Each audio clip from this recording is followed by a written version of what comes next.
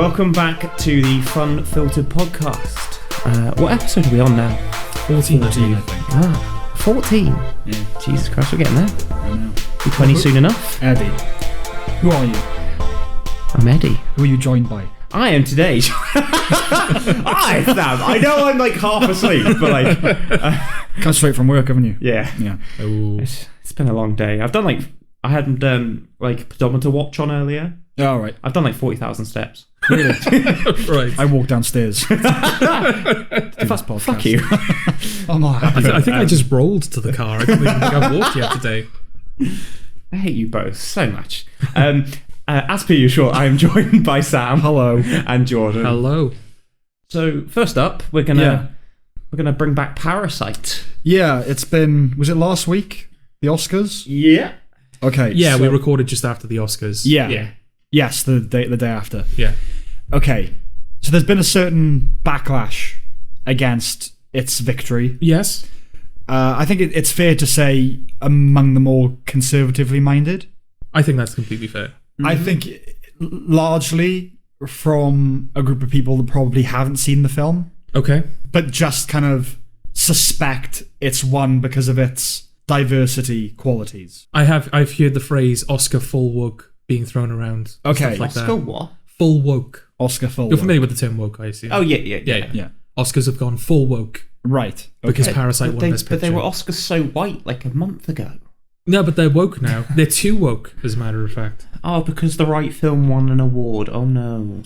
But the thing, I would usually count myself among the skeptics when something like this wins. Yes. Oh, it just won because... Moonlight just won because it's about a gay black, Yeah. I mean, that is true. In that case, I think it is. The annoying thing is that the left has created this, they've been so kind of militant about this whole diversity thing. Mm. The paranoia that it's created in the other side is completely understandable. Okay. And so when things that do deserve to win happen to also tick diversity boxes, it's irritating because you're going, but no, this did actually deserve to win. Is it possible that paranoia was kind of there from the beginning, though? Because I feel like a lot of... it's unfair to group those people together. But you have people on YouTube who, like in the wake of The Last Jedi, they were sort of crying out about, obviously it wasn't very good, but also like the diversity in that. Yeah. Then you have people talking about Doctor Who and like, the forced diversity in that, which are both, I think, fairly valid points. Yeah. And then you've got, if not the same crowd, then a similar crowd that are now screaming about like, Parasite, Korean film won American awards. It's not American. Yeah. And you're like, this is, I don't know, it just kind of shows like the danger of like going too far in what you think. Oh, yeah, no, absolutely. Because it's fair, like in instances, because I do think that like a lot of the criticisms levied at Doctor Who are somewhat justified. Yeah. Like the show is very much leaning in the politically correct direction. Is that a valid way of saying that? Well, yeah. Well, the difference is, I think, is that Doctor Who and things along the same tram lines are blatantly tokenistic. Yes. And it's their kind of mission statement to be more diverse. Yes. Quote unquote. Whereas Parasite, it's just a Korean film. But that's the thing. Yeah. It's, in this instance, like, most people, because I don't think this is a big majority of people who are rallying against the decisions. No. They are the minority, ironically. But you've got, like, people who are making these criticisms about a show like Doctor Who, in which case those criticisms are valid. Yeah. And then you've got that similar kind of ideology is then being applied to Parasites. Like, but no, you're kind of... Yeah. It's the same with people who sort of, like jump on Me Too, but, like, nothing... The cases are very minor in comparison to other Me Too cases. But if enough people jump on the bandwagon, it kind of reduces the impact of the people to which this is genuinely being... It's a failure to apprehend nuance, isn't it? Yes, exactly. That's the thing. Everything is black and white, again, somewhat appropriately. Yeah. I think it's time to tie my colours to the mast. Okay. So, I am probably centre-right. Okay. In my political beliefs. Okay. I'm not right-wing, I'm not left-wing. I don't really believe in those sorts of disparate, I don't believe in that kind of form of identification anymore. There are some ideas I believe that are traditionally liberal, some ideas that are traditionally conservative. It's a bit of everything, right? Yeah. In terms of who I listen to, what podcasts I listen to, what radio shows I listen to, they tend to be more conservative just because I get my fill of liberalism from culture at large. Yes. And from everybody else that I know, basically, right? And so I have to kind of seek the other side, even if I do broadly agree with a lot of what is said. Yeah. The problem in situations like these are that I've got nowhere to go because the left has already gone off the deep end as far as I'm concerned. Okay. But the problem is that when the right are going, oh, Parasite, it just won because it ticks certain quota boxes, or I think like Ben Shapiro, for instance, said it's a fine film. I mean, I saw about half of it, couldn't be bothered to finish the end. You just kind of go.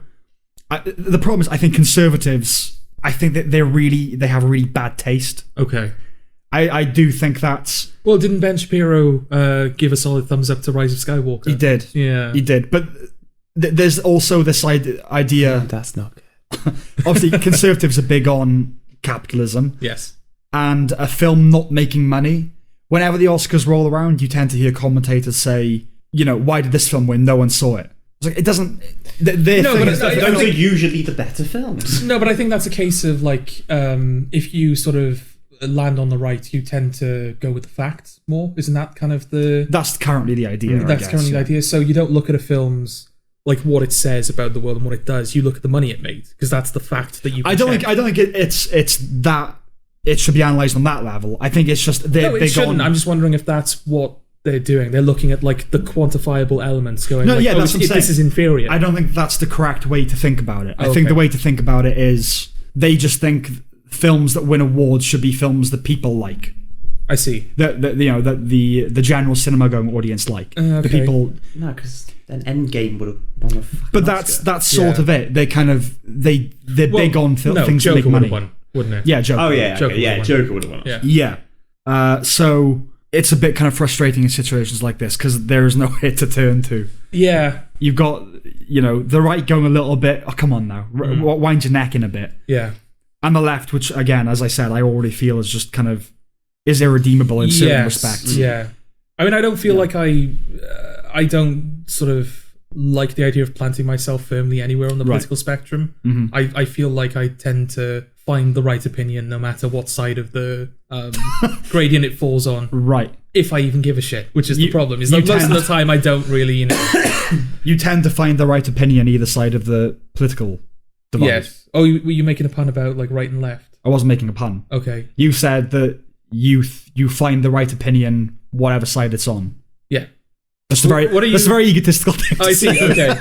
Well, obviously, it's obviously what obviously you're going to think your opinion's correct. No, it's obviously...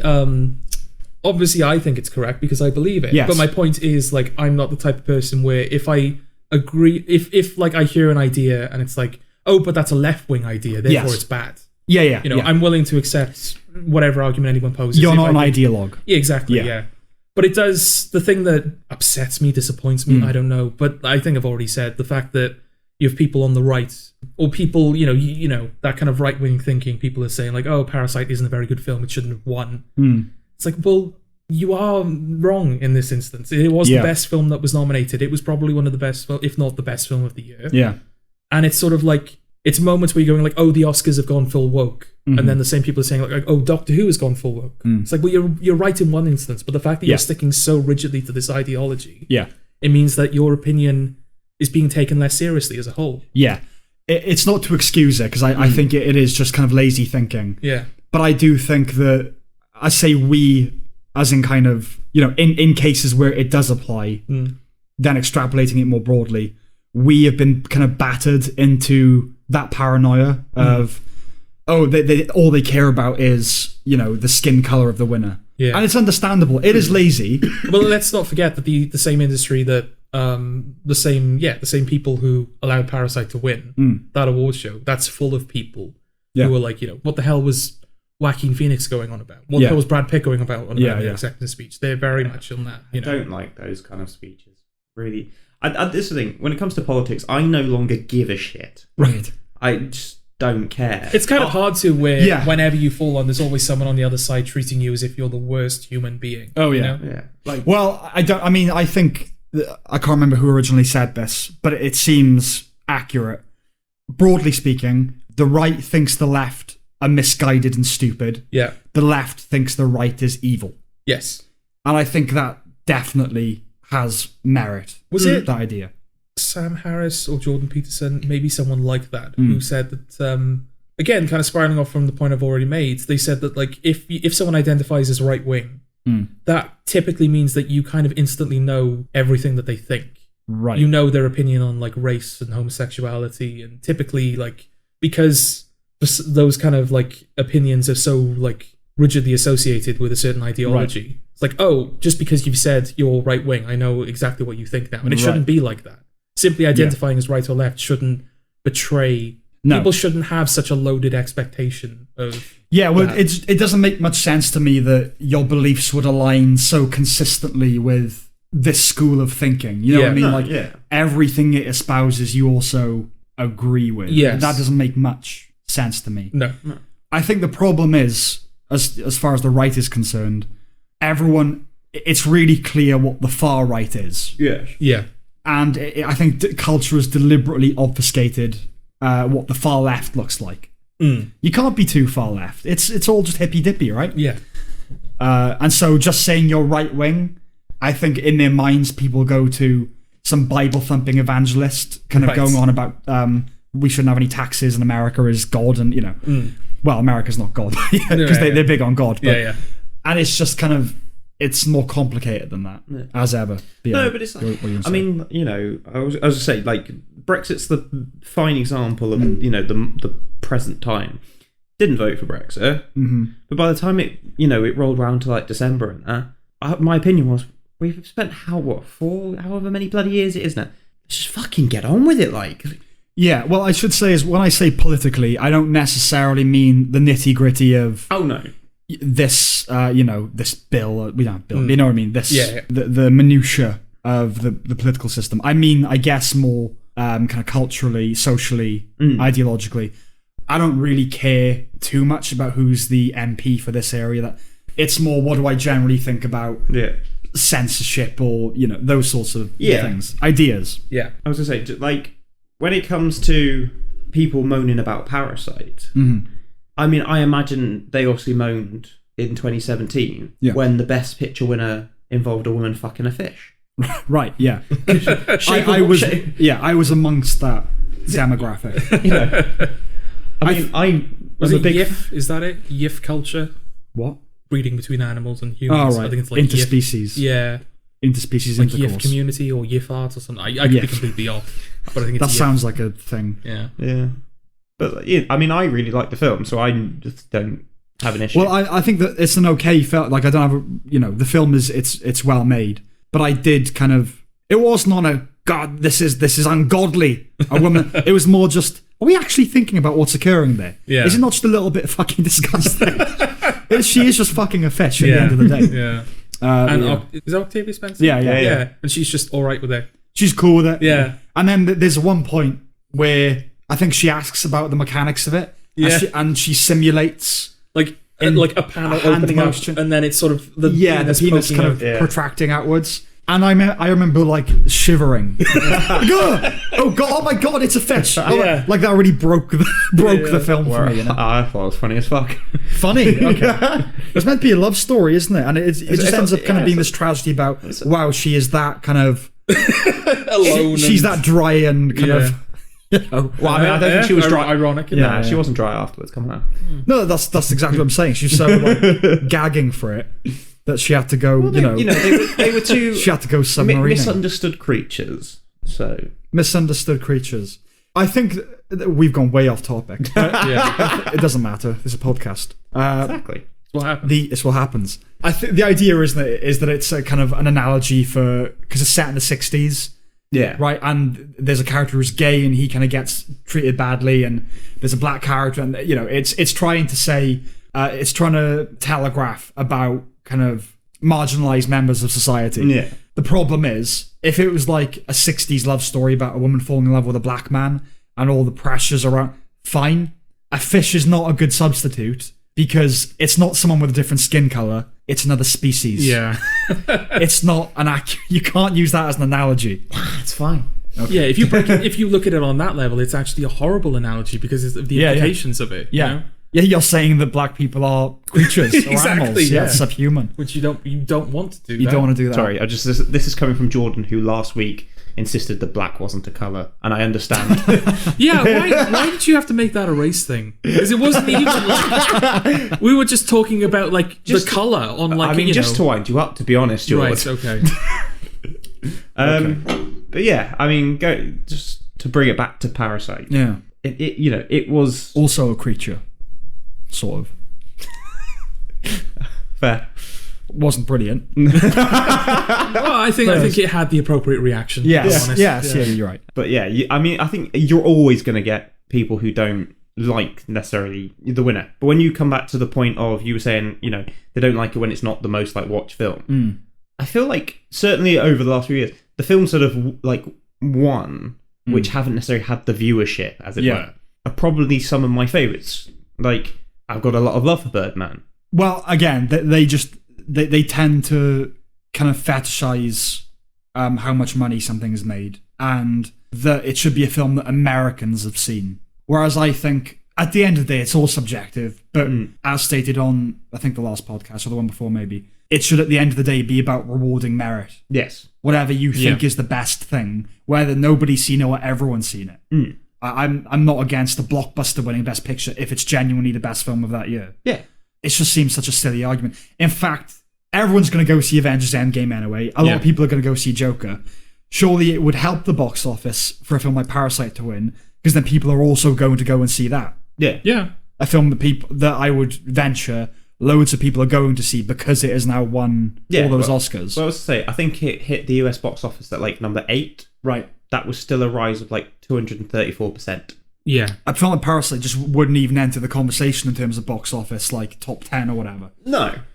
So it's great that it's kind of broken into that. I mean, I do think it has been a gateway for a lot of people to foreign language cinema. Yeah. Because it does cross all language barriers. Yeah. I get it's sort of misadvertising it, isn't it?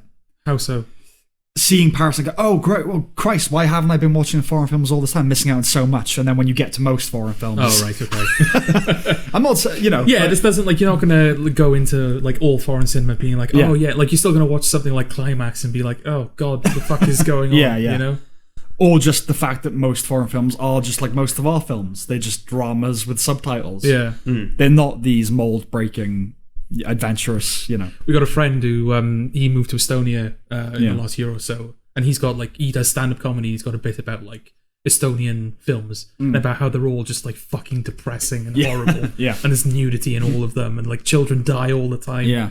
I think his bit is like, that sounds good to me. If the far right party wanted foreigners to not come into the country, they should just play your films at the airport, scare us all off, something like that. Yeah, but it does show, for people to whom the mere idea of a foreign film is kind of repulsive, is a strong word, but it repels them. Yeah, Parasite would be the film to watch, to be like, oh no, maybe I can enjoy these stories and these films, Yeah, I mean, I don't imagine half the people at the Oscars would have watched Pain and Glory, and obviously Banderas was up for that. Yeah. Well, at the end of the day, I think, I've said this on a previous podcast, it's what people have seen. The reason Joaquin Phoenix won ultimately, I'm not saying it's not a good performance, it's because everyone saw it. Yeah. Parasite, it was a surprise, but clearly word of mouth was spreading, so people saw it. It won. Simple as. I think, was it Kerry Mulligan who said that Academy voters should have to prove that they've watched all the films that are nominated, or something like that? Okay. I don't think that's a terrible idea. No. Did she give any ideas, or was it just one of those like, this thing? It was a nebulous, a nebulous. She sat there having not seen any of them, just like, everyone should watch these films. But it is a bit silly if the 10 films up for Best Picture, you haven't seen all of them when you're voting. Yeah. It's like, I've seen Joker and I've seen Parasite, Yeah. Again, happily for us, it won. But it would be nice to know that it was definitely chosen. That's the thing. If it does like transpire all of it won't. I'm pretty sure it won't. But if it does transpire all of a sudden that it was indeed picked because it was a foreign language film. Yeah. That's the only reason. People don't like the film. It's just like, it would just be the right film still won, but it would diminish its accomplishment slightly. Oh yeah, the ends don't justify the means. No, it would be worse if it was picked because of quote unquote wokeness. It would, yeah. But the right film did still win at the end of the day. Yes. And Bong Joon-ho's definitely still drinking. Oh, absolutely, yeah. That was nice. We were talking about like the acceptance speeches from people in Hollywood, and like we've talked before about Michelle Williams' speech at the Globes, and we've alluded to Phoenix and Pitt at the Oscars, but just for Bong Joon-ho to just come up and be like, oh, thank you, this is a genuine honor. Yeah. I like films, I like the people who see my... It's like, I like that. That's what I want from a speech. Yeah. A lot of people have singled that out as a function of him being a foreigner who's just kind of happy to be there. And the fact, non-Americans tend to be more humble. Just that's the way it is. I think it's a function of him being a writer-director. Actors are the one who give the grandstandy speeches. Yes, yeah. Writers, they just come up, they say, oh, cheers, and they leave. Yeah. Happy to be here, thank you very much. Yeah, actually, I do want to talk a little bit about Phoenix's speech. Okay. Have you both heard it? I've heard bits of it, I haven't heard the entire thing. Maybe? Well, he starts talking about milk, doesn't he? He just goes up and he starts talking about the evils of milk. And is it because he's white? Is that what it was? No, it's because you're basically, I guess, raping another animal, an animal. Okay. You're kind of taking something that against its will. Okay. Do cows have will? Do cows have will? Yeah. That's a big question. It is a big question. I have now decided it's completely necessary to answer the question, do cows have will? Well, I'll ask a question that sort of is on the same line, that's tantamount to it then. Okay. Is it okay for a baby to have sex? No. Okay. A cow can't give its consent. Okay. So therefore doing anything with the cow. Unless we can find someone who can translate what they're saying. Yeah, exactly. What, babies? No, cow. Oh, right. Unless there's a baby that can translate what a cow is saying. I mean, no means no, but I also think that just nothing means no, And yeah, moo means no as well. Oh, but moo also means yes. So does it? Yeah. Maybe moo means everything. No, maybe they're just always saying no. Oh, right. Maybe cows are so miserable, they're always going, no. Well, they've cottoned on. They've cottoned on to the fact that their body's going into the meat industry, their milk is going into the... They know that we're just using them. So they just spy us out of the corner of their eye. They can't run away. Yeah. Oh, imagine that. It's like it's Sisyphus or something, just doomed to forever stand in a field looking at your death. Yes. Looking at the abattoir. Anyway, I just wanted to say, like, we're used to actors grandstanding. Yeah. We know that's what they do. Yeah. Think of it objectively, though. We're so used to it, but really remove yourself. Oh, no, it's absurd. And yeah, the utter non sequitur of winning an award and then going up and talking about milk. Because it's not even as if, I mean, they're actors are the things that everyone knows. Yeah. Like you ask Gertrude Everywoman to name name a bunch of actors and she'll name a bunch of actors. Name a bunch of directors and she probably wouldn't be able to name too many, They're the people that everyone knows. But the actors don't... It's not as if they're known for, like, generating their own content. They speak the words of writers. They perform the actions of directors, It's not as if we've come to you because, you have the opinions, you say the things, you do the things. It makes sense for you to grandstand and give your opinions. You're kind of just a vessel. Yes. And I'm not trying to diminish actors. I'm not trying to diminish what they do. No. I think... But it doesn't... I don't even see the correlation between what an actor does and the, I guess, worthiness of an actor on a stage like that. I suppose they would... Apologies, my laptop just made a noise. I suppose they would rationalize it as, I'm the one in the spotlight, and so I have to use my platform to expose people to these ideas. Okay. Because people care about me. Yeah. Perversely. I think there's a requisite level of humility that should be spread across the board. From writers are ultimately obviously the generators of the entire thing, but they should have the humility of it can't be anything if I don't have people to embody my I suppose. And I don't think I kind of fuck it, I agree. Was it Hitchcock? I sort of agree with him when he said, I'm not saying actors are cattle, saying they should be treated like cattle or something like that. And I was like, sort of. But you talk about like not being able to name like that many directors. How many people out there can name a writer? That's the thing. Yeah, even fewer. Authors, maybe. I'm an editor, I guess, first and foremost, but I do write. I have written. I'm somewhat interested in writing. I could only name a couple of writers, Right. I mean, to be fair, I don't know loads. I probably know more playwrights than I do screenwriters. Yeah, I feel like the most popular screenwriters are also directors or actors. Yeah. Woody Allen. Yeah, I'm thinking. Yeah. I should have clarified. I'm thinking purely as writers, not your Tarantinos, your Edgar Wrights and stuff. But that's the thing, I don't think most people would think about Edgar Wright. I think the screenwriter that most people would know is Aaron Sorkin. Yeah. But even he's directed now. But, someone who's basically a writer. He's popular enough to have been parodied, Yes, yeah. But he is a playwright as well. Yeah. But the point stands. I think humility should be evenly distributed. But yeah, I mean, every profession has awards. Yeah. You get Midlands Electrician of the Year or whatever. Yeah. And imagine them going up and going, thank you for this award. Thank you for this award. Yeah, I now... No. I now want to talk about... I can't. I'm not good enough at it to sustain it. Everyone wants... Now everyone wants to hear you talk about privilege and racism in that accent. In a Brummie accent. Yeah. I can't do a Brummie accent. Okay, fine. Thank you for this award. I now want to talk about milk and its evils. Worst impression ever.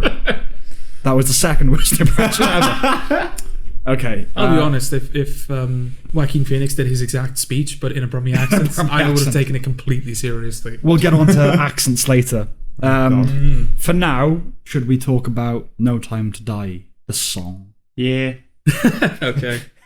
Well, do you want to give your thoughts, Eddie, if you haven't already? I felt, I probably summed it up in one particular... Yeah, one noise. Yeah.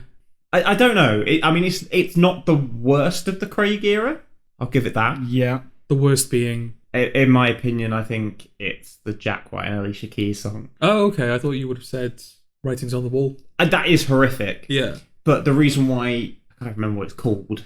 The new one? No, Another Way to Die. Yeah. The reason why that sort of guts me is because I'm a big fan of Jack White. Ah, right. Okay. And it was just so disappointing. I don't hate that song. I think it's badly mixed and kind of badly produced. I don't hate it, though, I gotta say. You're wrong. I'm doing a you, Sam. Okay, all right. You're wrong. I'm wrong, okay. No, yeah. I would say arguably a little bit better than Writings on the Wall. No Time to Die? Yeah. Okay. But I wouldn't give it much more than that. Right. It's just... I don't know.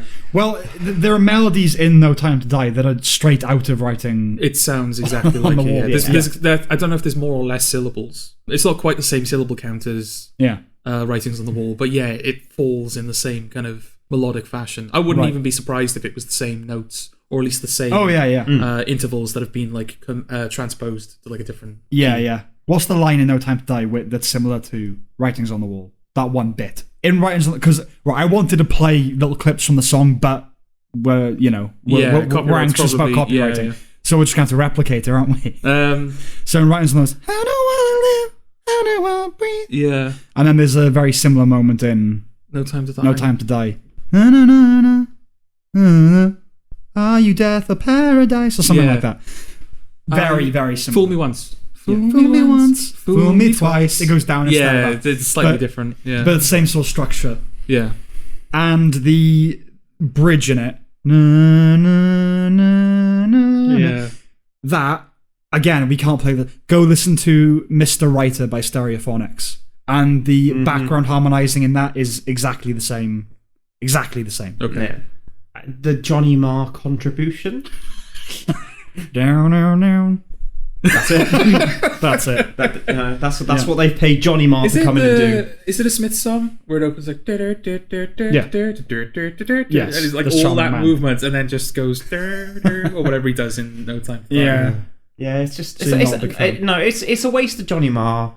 Mm-hmm. It's a waste of Hans Zimmer. Yep. I'll give credit to Billie Eilish in the sense that I was just fully expecting it to sound like just a song of hers. Okay, in fairness, I spoke to my sister about it because she knows Billie Eilish better than I do, and she said that Billie Eilish doesn't have one sound. No, it's kind of wrong to call a Billie Eilish song because a Billie Eilish song could technically be anything. But this sounded like a Bond song. Yeah, I didn't expect to get a bad guy sort of techno-y. Okay, kind of I did expect it. That would have been quite fun. It would have been something at least. We're not going to be the first people to have said this, and I'm assuming we're all kind of going to agree with this, but. It would be nice to not have a melancholic Bond song in the vein of Skyfall again. Yes. It's fine. So it would if have at it's least been tonally- different if it was in the vein of like Bad Guy, you know? Yeah, but that's what wins Oscars. Well, it's not like they're trying to tonally capture what the film is. The song is obviously about his relationship with. I'll say, yeah, the Swann. lyrics Yeah. I think give away the plot. But the problem is, my big problem with Bond songs in general, and with songs actually, shit lyrics. I do think music is more important than lyrics, despite the fact that I'm big on decent lyrics. Yes. Well, the music is the thing that hits you first. It is, and that's fine. But sometimes non-vague things would be nice. Okay. The lyrics are just terrible. They are. I guess it could mean anything. I will say, what's the line? Something, something, something. But the blood you bleed is just the blood you owe. But it's like, what does that mean? I know it doesn't mean anything. But the blood that you bleed is just the blood you owe. What the fuck does that mean? It is a line that stuck with me, though. But what's it mean? I know. I acknowledge it means You nothing. might find out in It the feels film. like And again, something. I'm sort of also not. Lyrics can be meaningless to me. The famous one for me is Champagne Supernova. Slowly walking down the hall faster than a cannonball. Utterly meaningless, and he admits that it's meaningless, but it means something to you. Yeah. But there's a certain thing with like modern pop and with Bond songs where it's vague but not even interesting vague. Okay. Slowly walking down the hall faster than a cannonball is specific. It's imagery. You think of something. The image is instantly in your head. Yeah. But the blood you bleed is just the blood you owe. What? There's nothing. Okay. Just nothing. Gone. Nothing. Oh, okay then. In fact, I didn't know if I was like, oh, I like that line, or oh, that's a bad line. It stuck with me. It's just like it is the only lyric that has stuck with me. It's from the just. song. Well, I mean, like, "Are You Death or Paradise" is stuck with me, but not because it's a good line. Okay. Just for some reason, Yeah, it's stuck with me. I don't hate it. She obviously has a good voice. she does. You can't take that away from her. It was a pleasant surprise in that regard. Her voice and sort of the arrangement of it was a surprise. Yeah. I do have problems with the arrangements. Yeah. I think it needed like a really like nice chunky guitar underneath that orchestra to really like have something to contrast the I guitars. kept waiting for it to arrive. Yeah. It never did. It never did. You know, it reminded me a lot of Human by Rag and Bone Man, which is a song I really, really like. Right. I do really like that song. But he kind of like, after the second chorus, the instruments start to crescendo. Yeah. And it feels like, oh, we're entering the final phase of this song, and then the song just kind of fades out and ends. And you're like, oh, I thought we were climaxing. What's going on? It's that thing of waiting to exhale, isn't it? Yeah. Waiting to laugh. You never quite. Obviously, I knew it would start slow and then hopefully build into a great chorus. Yeah. And it just never did, really. No. Is this a thing that songs are doing now? You might know, because you listen to more modern music than either of us, I think, Eddie. But have songs just given up on the third chorus? It feels like you get the first and second verse, first and second chorus. Yeah. You get the bridge, and then the song's over.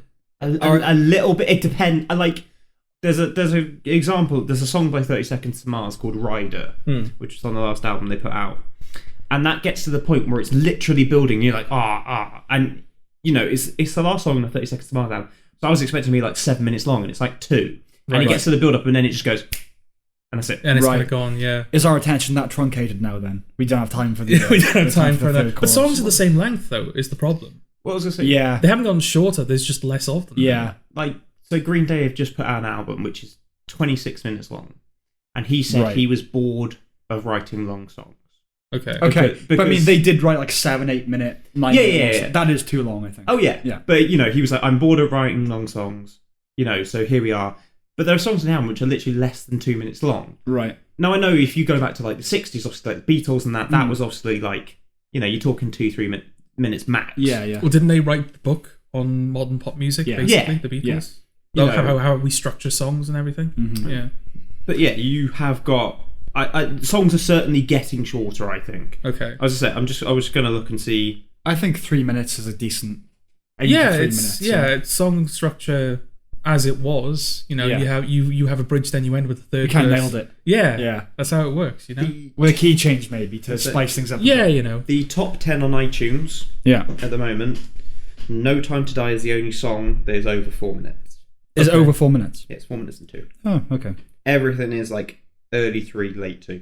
Yeah, Right. that's the other thing as well. The fact that it's 4 minutes and it never really, as you say, never really arrives. When you think of it, there's just not much to think of. It's like 4 minutes. Yeah, that seems really strange. The orchestra does kind of fall into a mush at some point. It just kind of just gets loud. There's no real melody to it. Yeah. Which is why I think it needed a guitar as like a nice contrast to cut through that sound. There's also like I think it's in the first verse, but there's like a trumpet or a trombone that plays very briefly. As it's sort of harmonizing with the song, but it's got a very like a wet, warbly kind of sound to it. I was like, oh, I like that. I can't wait for that to reoccur during the song, and it never shows up again. Yeah, I don't know. Are we past the age of ballads for James Bond songs? Of like proper powerful.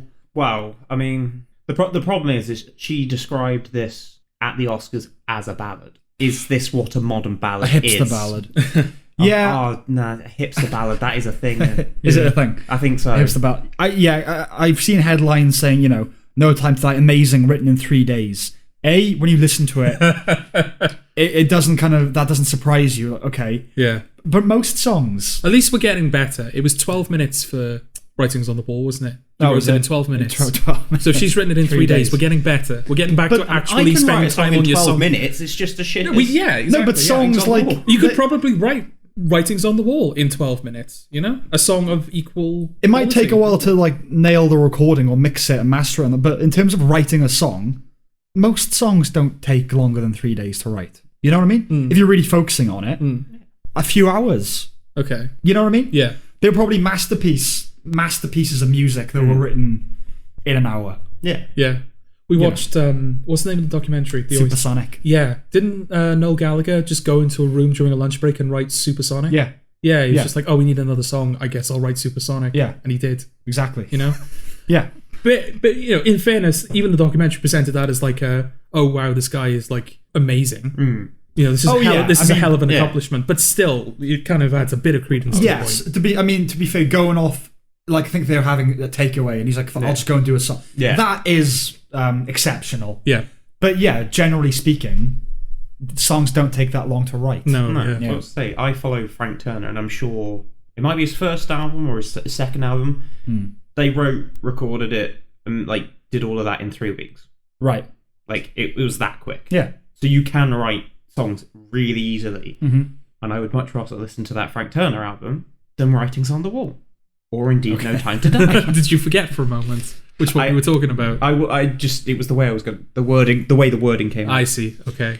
It probably is my least favourite of the Craig songs. I don't hate Another Way to Die. I really like You Know My Name. Yes. I like Skyfall. I can tolerate Writings on the Wall. I really don't like this. I don't love Writings on the Wall, don't get me wrong. But is it appropriate for the film? Well, we'll see. Writings on the Wall, yeah. Well, that's kind of the reason that pips it above No Time to Die is it's trying to kind of show a more vulnerable James Bond, isn't it? Yeah. Because Bond songs typically, it's either men singing about how awesome he is, he always runs while others walk, that sort of thing. Or women either singing about how amazing he is, nobody does it better, or how he's broken their heart or something like that because he's gone off on another mission. Generally, it's about how awesome Bond is. And so the idea of doing a song that's like a fragile, how do I live without you? That's interesting. Yeah. So that's just what kind of pips it slightly above No Time to Die. Because those are the two metrics you need to consider with a Bond song, isn't it? Is it a good song unto itself? Yeah. And by extension, does it sort of capture the feeling of Bond, whatever that is? Yeah. And is it appropriate for the film? Yeah. In fairness, we can only answer one of those questions when it comes to No Time to Die at the moment. But safe to say, I'm not looking forward to the opening credits of No Time to Die. No. Really waiting to see how they... Yeah, I remember watching the opening credits to Spectre, and they felt very similar to Skyfall, and I was kind of disappointed. It was like, oh... I would say the only thing... This just feels like they've just done the same thing again, and I worry that based on this song, it feels like we might get the same with No Time to Die. Yeah. It's not going to be kind of like animation like it was in Casino Royale. It's not going to have that kind of suaveness of the older Bond. It's just going to be music video-y kind of visuals again. Yes. With Skyfall, when it came out, it was okay. And then when you put it in context, you went, oh, actually, that's not bad. And it's Adele, and I do like Adele. Yeah, Skyfall went up in my estimation the more I listened to it. Yes. Yeah. I still think Chris Cornell is the best. I think so. Yeah, I'm willing, even lyrically. I'm willing to admit a slight bias because I prefer that type of music anyway. Yeah. But I do think it's still a good song for a Bond, for Casino Royale in particular as well, and for a reboot to call the song "You Know My Name." Yes, that's pretty cool. Yeah. So I'm lukewarm in my TLDR about No Time to Die is that I'm lukewarm. Okay. Negative. George? I'm willing to see if the implementation in the film changes my mind. Okay. I don't at this point think it will. Okay. The thing for me is I think it's going to come across bad because I also think the film's going to be bad. I'm completely not thinking about it. Yeah. Because it's out relatively soon. I'm a big Bond fan. I'm not going to get excited for it. I'm just not thinking about it. I'm just like, we'll go and see it and that's it. Yeah. Joe, do you want to introduce the next one then? Oh, okay. Doolittle. Yeah. More like Doshittle. Okay. Yeah. Poo-shittle, yes. I wasn't going to watch Doolittle. I have a feeling that you weren't going to watch Doolittle either. No. So. Eddie has not watched Doolittle at all. No. He has escaped scot-free on this. Yeah, because I'd seen reviews of it. I saw like what everyone thought of it. I was like, okay, I'm probably going to think the same. There's no point watching it. But I was like, I don't know. I was like bored or I was eating food or something. I was like, I've got to put something on. I haven't watched anything from 2020 yet. I'm not going to watch The Grudge or Bad Boys for Life. I guess I'll put on Doolittle. You're not going to... I'd have watched Bad Boys for Life. Yeah, you chose Doolittle over Bad Boys for Life. I'm going to watch Bad Boys for Life anyway. Well, I think it was Doolittle had a good screener. Oh, okay. Bad Boys for Life still doesn't. It still doesn't. Yes, okay. So that was my excuse. And also, like, I don't care about Doolittle. I'm not invested. I can turn it off if I get bored. Yeah, you know. And then there's a moment in the film where I think say it. Okay. I think I know which moment. Well, it was the moment where I kind of reflexively like jumped over to Facebook and messaged you and was like, I think we should probably watch Doolittle. Yes. And that was Robert Downey Jr. goes to the Queen's chambers and the dog smells her. And the dog is like, something doesn't smell right. And I'm saying that as someone who loves the smell of butts. Yeah. And Robert Downey Jr. goes, oh yes, you do love butt. Right. I was like, and immediately like, Sam, Eddie, I think you need to watch this film. And then I didn't. And then you didn't. I did. I watched it. Why? Because he told me to. Yeah. Because I thought it'd be interesting for this podcast. Is it? Well, it's not interesting. I think it's interesting. In ways. In ways. Yeah. Okay. Go on. In what ways do you think it's interesting? Well, I don't know, but surely it's interesting. You know, it just gives that impression. Well, your default is that it's interesting. Yeah. Okay. I don't know. I just kind of... I found it so fascinating watching it. Okay. I can't say I was fascinated. Okay. Is it visually attractive? No, not at all. Bear in mind that the majority of the cast... I can't say it's acted well because I've heard it's not. The majority of the cast are CG animals, and the CG in it is not good. Like, Rise of the Planet of the Apes in 2011 had better CG than this. Yeah. You know? Rampage had better CG than this. So it's not good, is what you're saying? No, it's not. It doesn't look good. It's not well written. It's not well performed. It's not well anything. But it's kind of fascinating. It held my attention. Okay. It definitely held my attention. Go on. I mean, I was just like, I turned the trailer off. It didn't hold mine. Well, I don't want to beat around the bush for too long, so we just talk about Robert Downey Jr. Yeah. One thing that kind of made me think, okay, a lot has been said about Doolittle, and a lot of what has been said are just things that we would kind of repeat. But I think maybe one thing that we have going for us is that me and Sam at the very least, although you've lived here for a while now, Eddie, we're Welsh. We're from the Welsh Valleys. And Robert Downey Jr. is putting on a Welsh accent in this film. A Welsh accent that they cunningly disguise or hide completely in the trailers. Yeah. So I thought we could at least be, we would have some authority on whether his accent is good or not. Yeah. Would you say his accent is good? Oh, no. No. Oh, no. To bend over backwards to be charitable. Okay.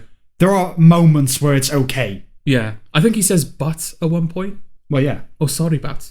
Okay. And no, he doesn't just say but. Yeah, He's like, oh, sorry, but. Sorry, but. And I don't know if non-Welsh people are aware that that's a thing. So that's something at least, I guess. There are the occasional just literally words within sentences like, yeah, okay. In isolation, that I guess sounds Welsh.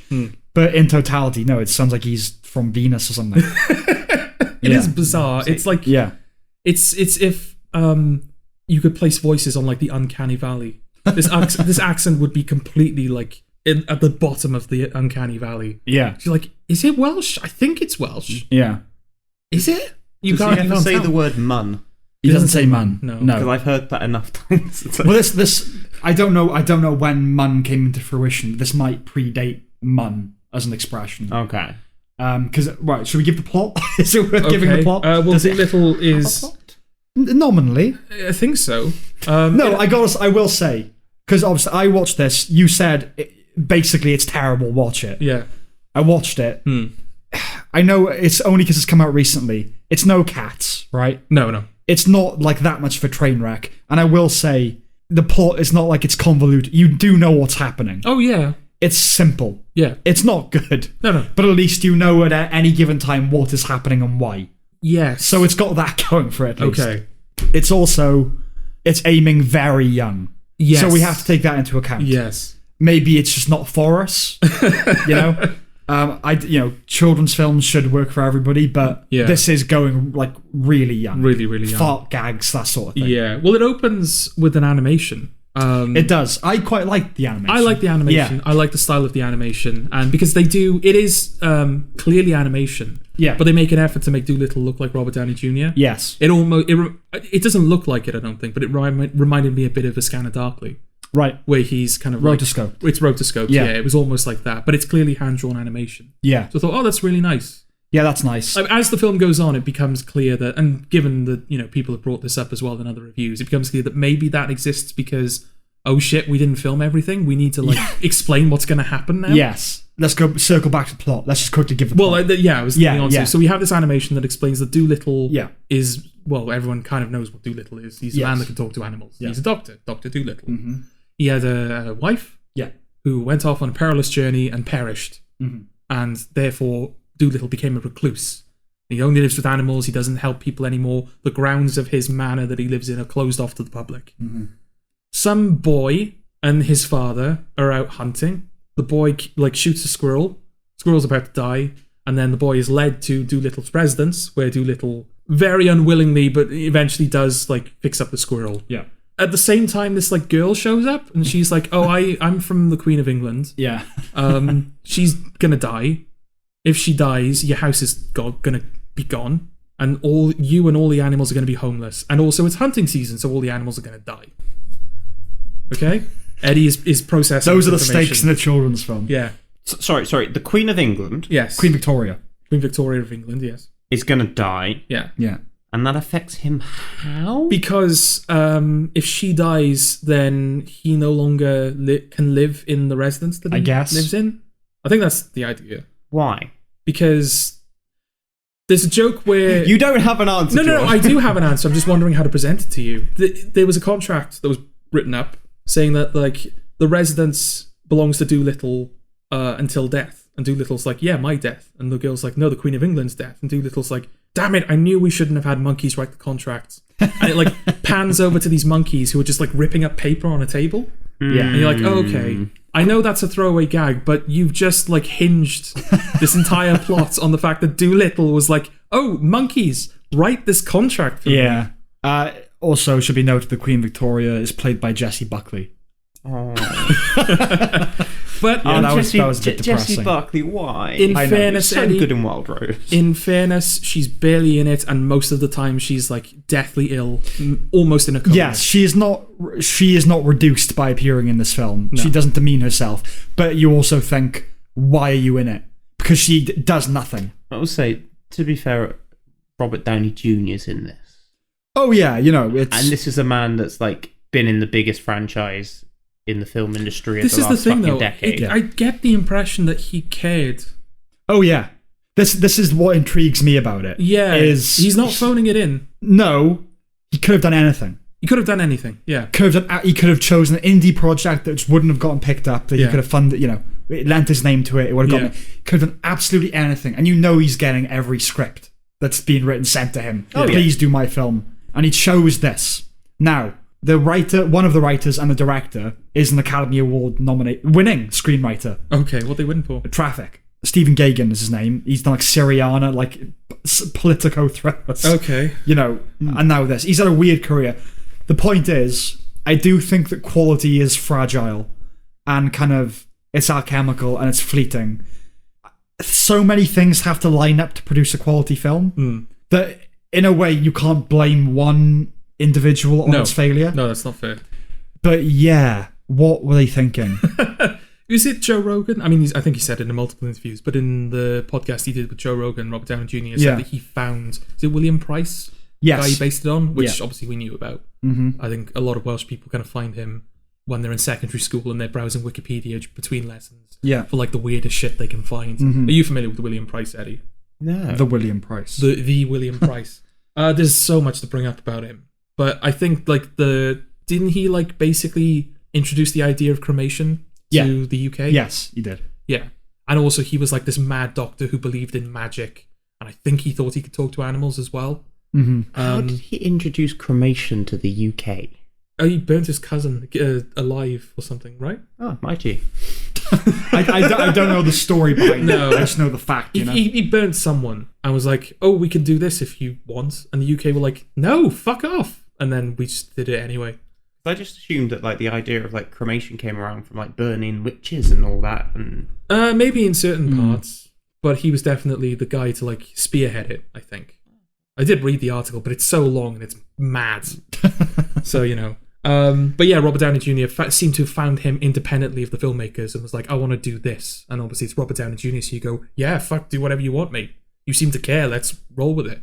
Yeah, he's done it for the love, which Yeah. is what's so... concerning.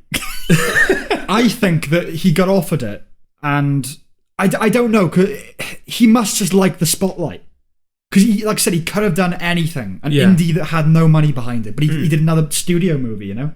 That was obviously pitched as a franchise. Well, I'm not going to claim that Knives Out is wouldn't have done well if Chris Evans wasn't in it. But I think that's a nice example of, I've been part of this studio machine for so long, I've made all my money. Yes. Now I'm going to do a film where I can have fun. Yeah. And I can, you know... And it's nice to see him having fun. Yeah. And do something different. And I guess Robert Downey Jr. is having fun.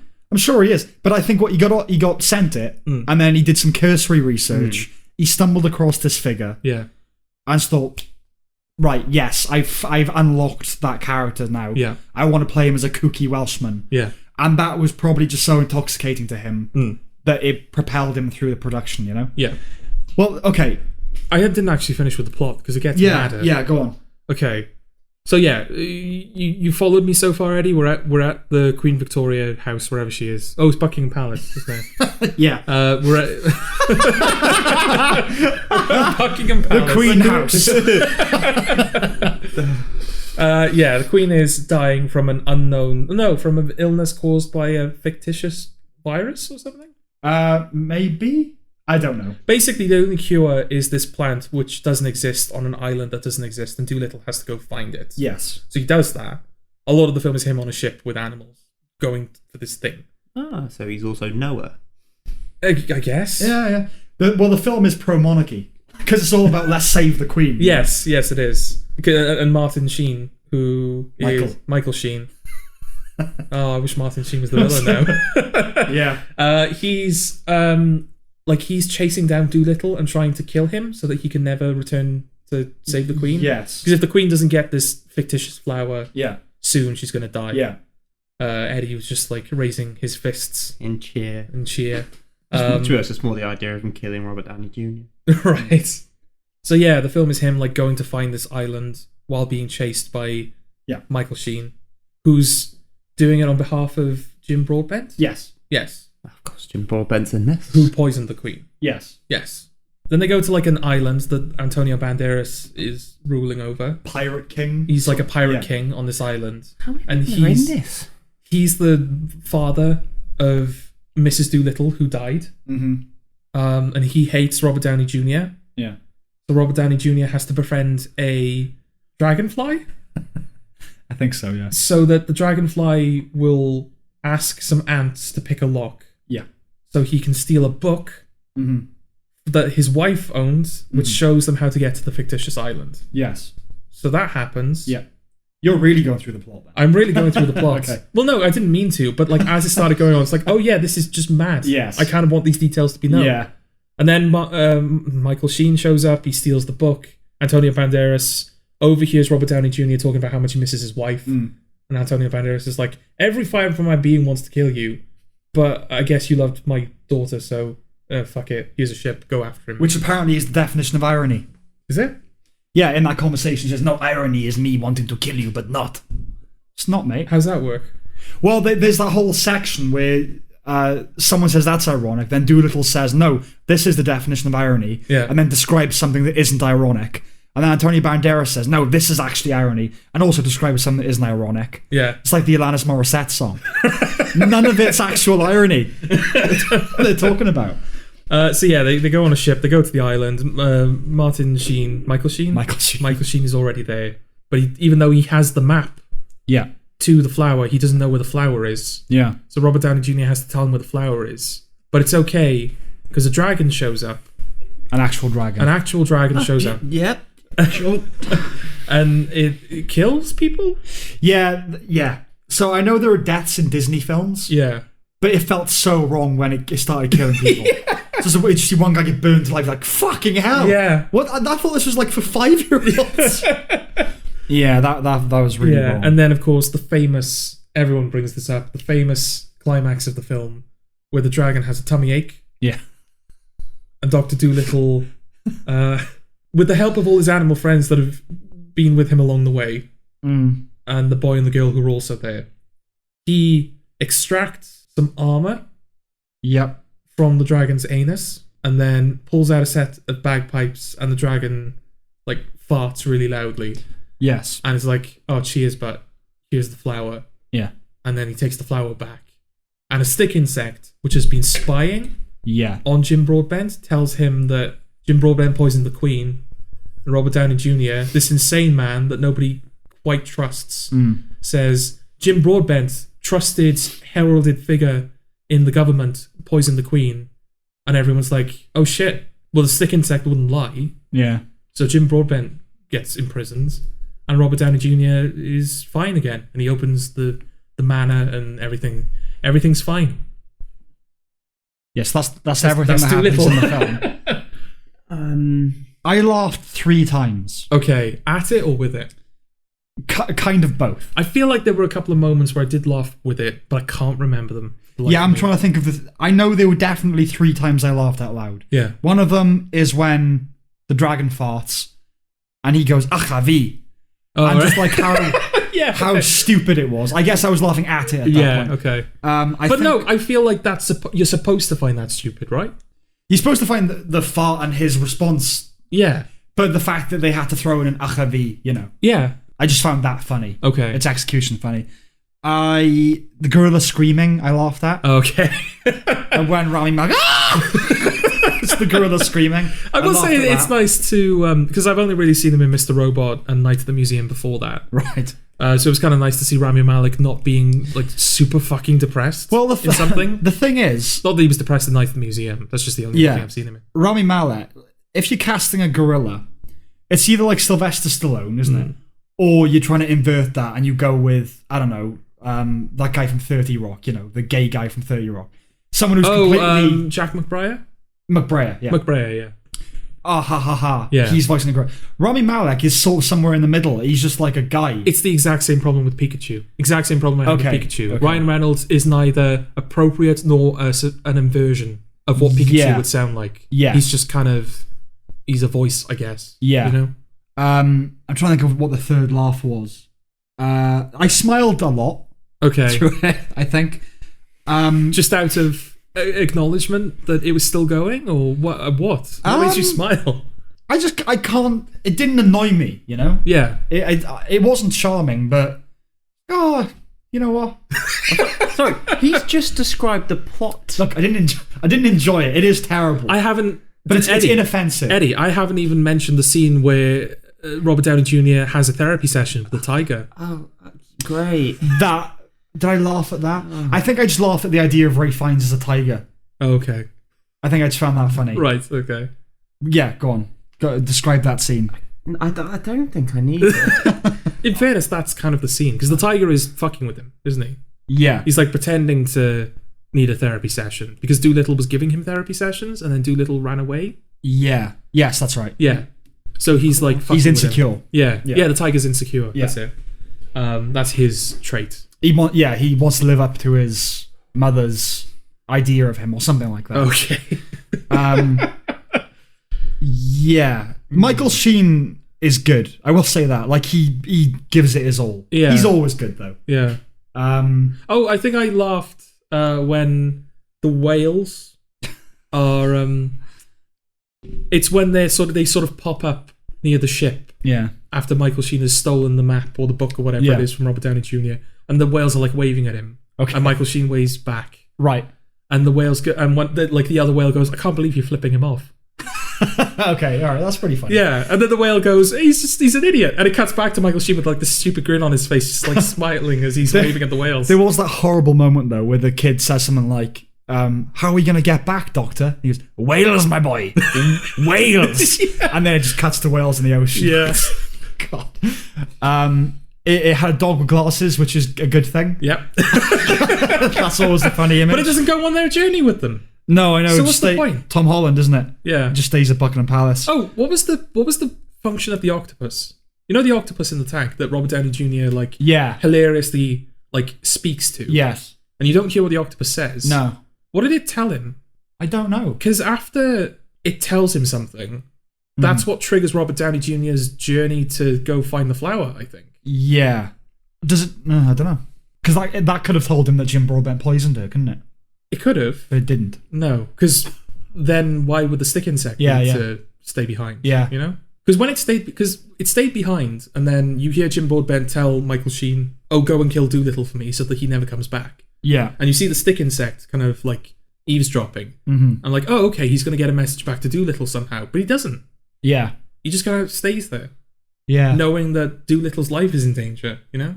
They could have at least sent a parrot or a bird or something to go find him. There was another moment I smiled at, and that is a bird says, my mother was right about me, I should have been an omelette. I thought that was quite funny. Oh, yeah, the flamingo, yeah. Yeah, the flamingo. And then I think the polar bear says, my father went out for a pack of seals once. Yeah. I like that, yeah. That was funny. There are little things in it like that. And then there's a point where Robert Downey Jr. says, oh, you saved me, did you? Well, fair play. I thought that was good. Yeah. I thought the little girl that goes to get him was fucking annoying. Yes. She was I know child actors can be. Yeah. But man, she was irritating. Yeah. Yeah, I mean, that voice, that whatever he's doing. Obviously, the kid that is kind of his apprentice is learning how to talk to animals along the way. And they do their best to show how that works, but it just comes across as really silly. Oh, the opening of the film, because that almost got me to message you. Right.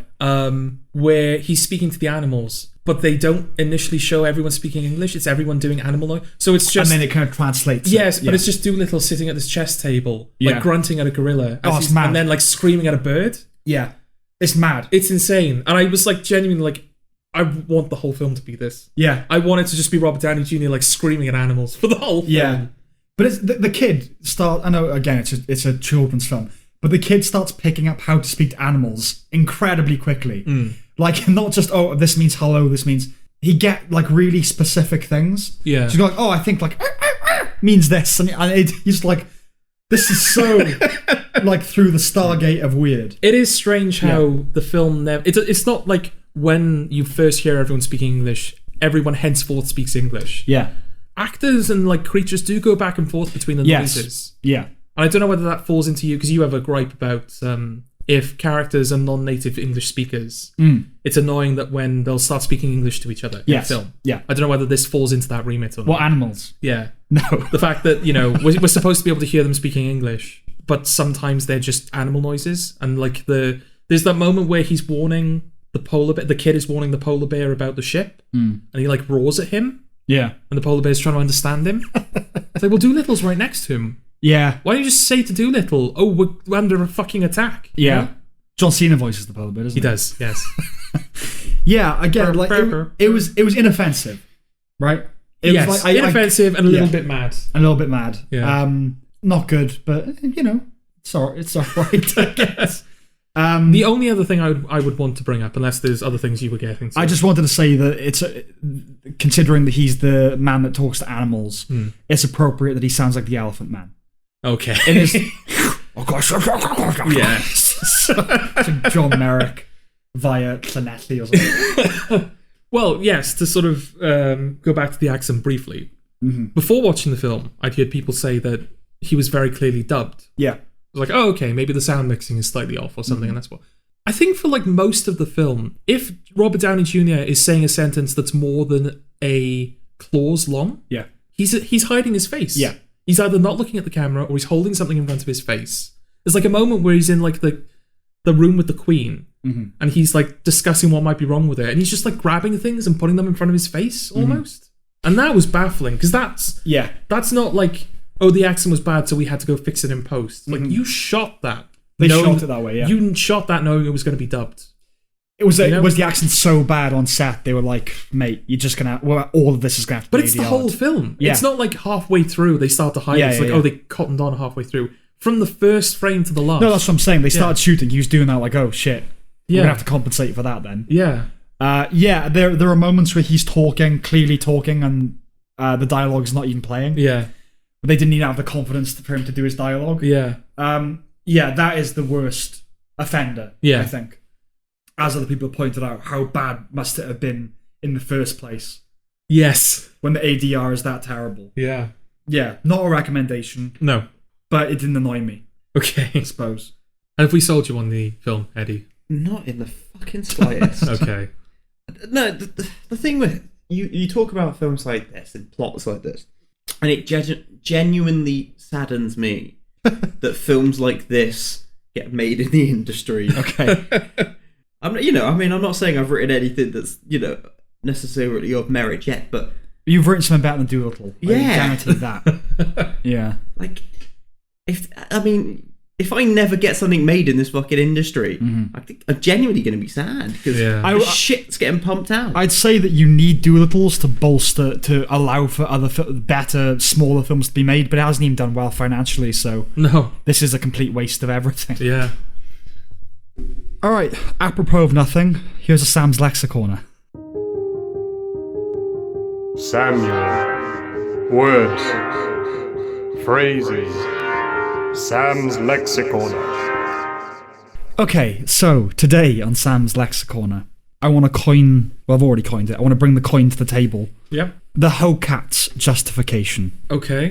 That is the HOCATSS justification. Okay. And that is the moment in a sequel where it justifies its similarities to the first film by addressing it, kind of being its first critic in a way. So Hokats comes from Die Hard 2, Die Harder, where Bruce Willis says something like, a ventilation system, steam pipes, how can the same shit happen to the same guy twice? And that's sort of become incorporated into pop culture at large. It's basically an excuse for its own existence. The Hokats justification. Okay. Samuel. Words. Phrases. Sam's Lexicorner. Right, I've just got a few little bits and pieces that I've noticed, want to talk about. I've been watching The Simpsons, and I watched an episode that I was very familiar with from my childhood called Treehouse of Horror. I think it's 9. I showed you lads. You did. Yes. Yes, you did. So in that segment, you find out that Maggie is actually the child of Kang, one of the aliens, who inseminated Marge without her knowledge after abducting her. And in the actual episode, she's taken aboard the ship. They kind of zap her with a baby, essentially, and then dump her back in her house. In the version I saw, someone had spliced in porn? Cartoon. No, it's definitely porn. Cartoon. Is it porn? Oh, yes. It's definitely porn. There's a category for that on Pornhub. Yeah. Okay, but I mean, presumably, I get this cartoon porn of like just Marge and Lois Griffin just having sex. But this is kind of... I don't know if it would fall into the remit of hentai. No, hentai is specifically... Japanese. Yeah, tentacle porn. That's the thing, isn't it? Yeah. I suppose this would be tentacle she's porn. basically... Well, not raped. Because she's sort of like... It's in every orifice. It's aggressive, but it's not like...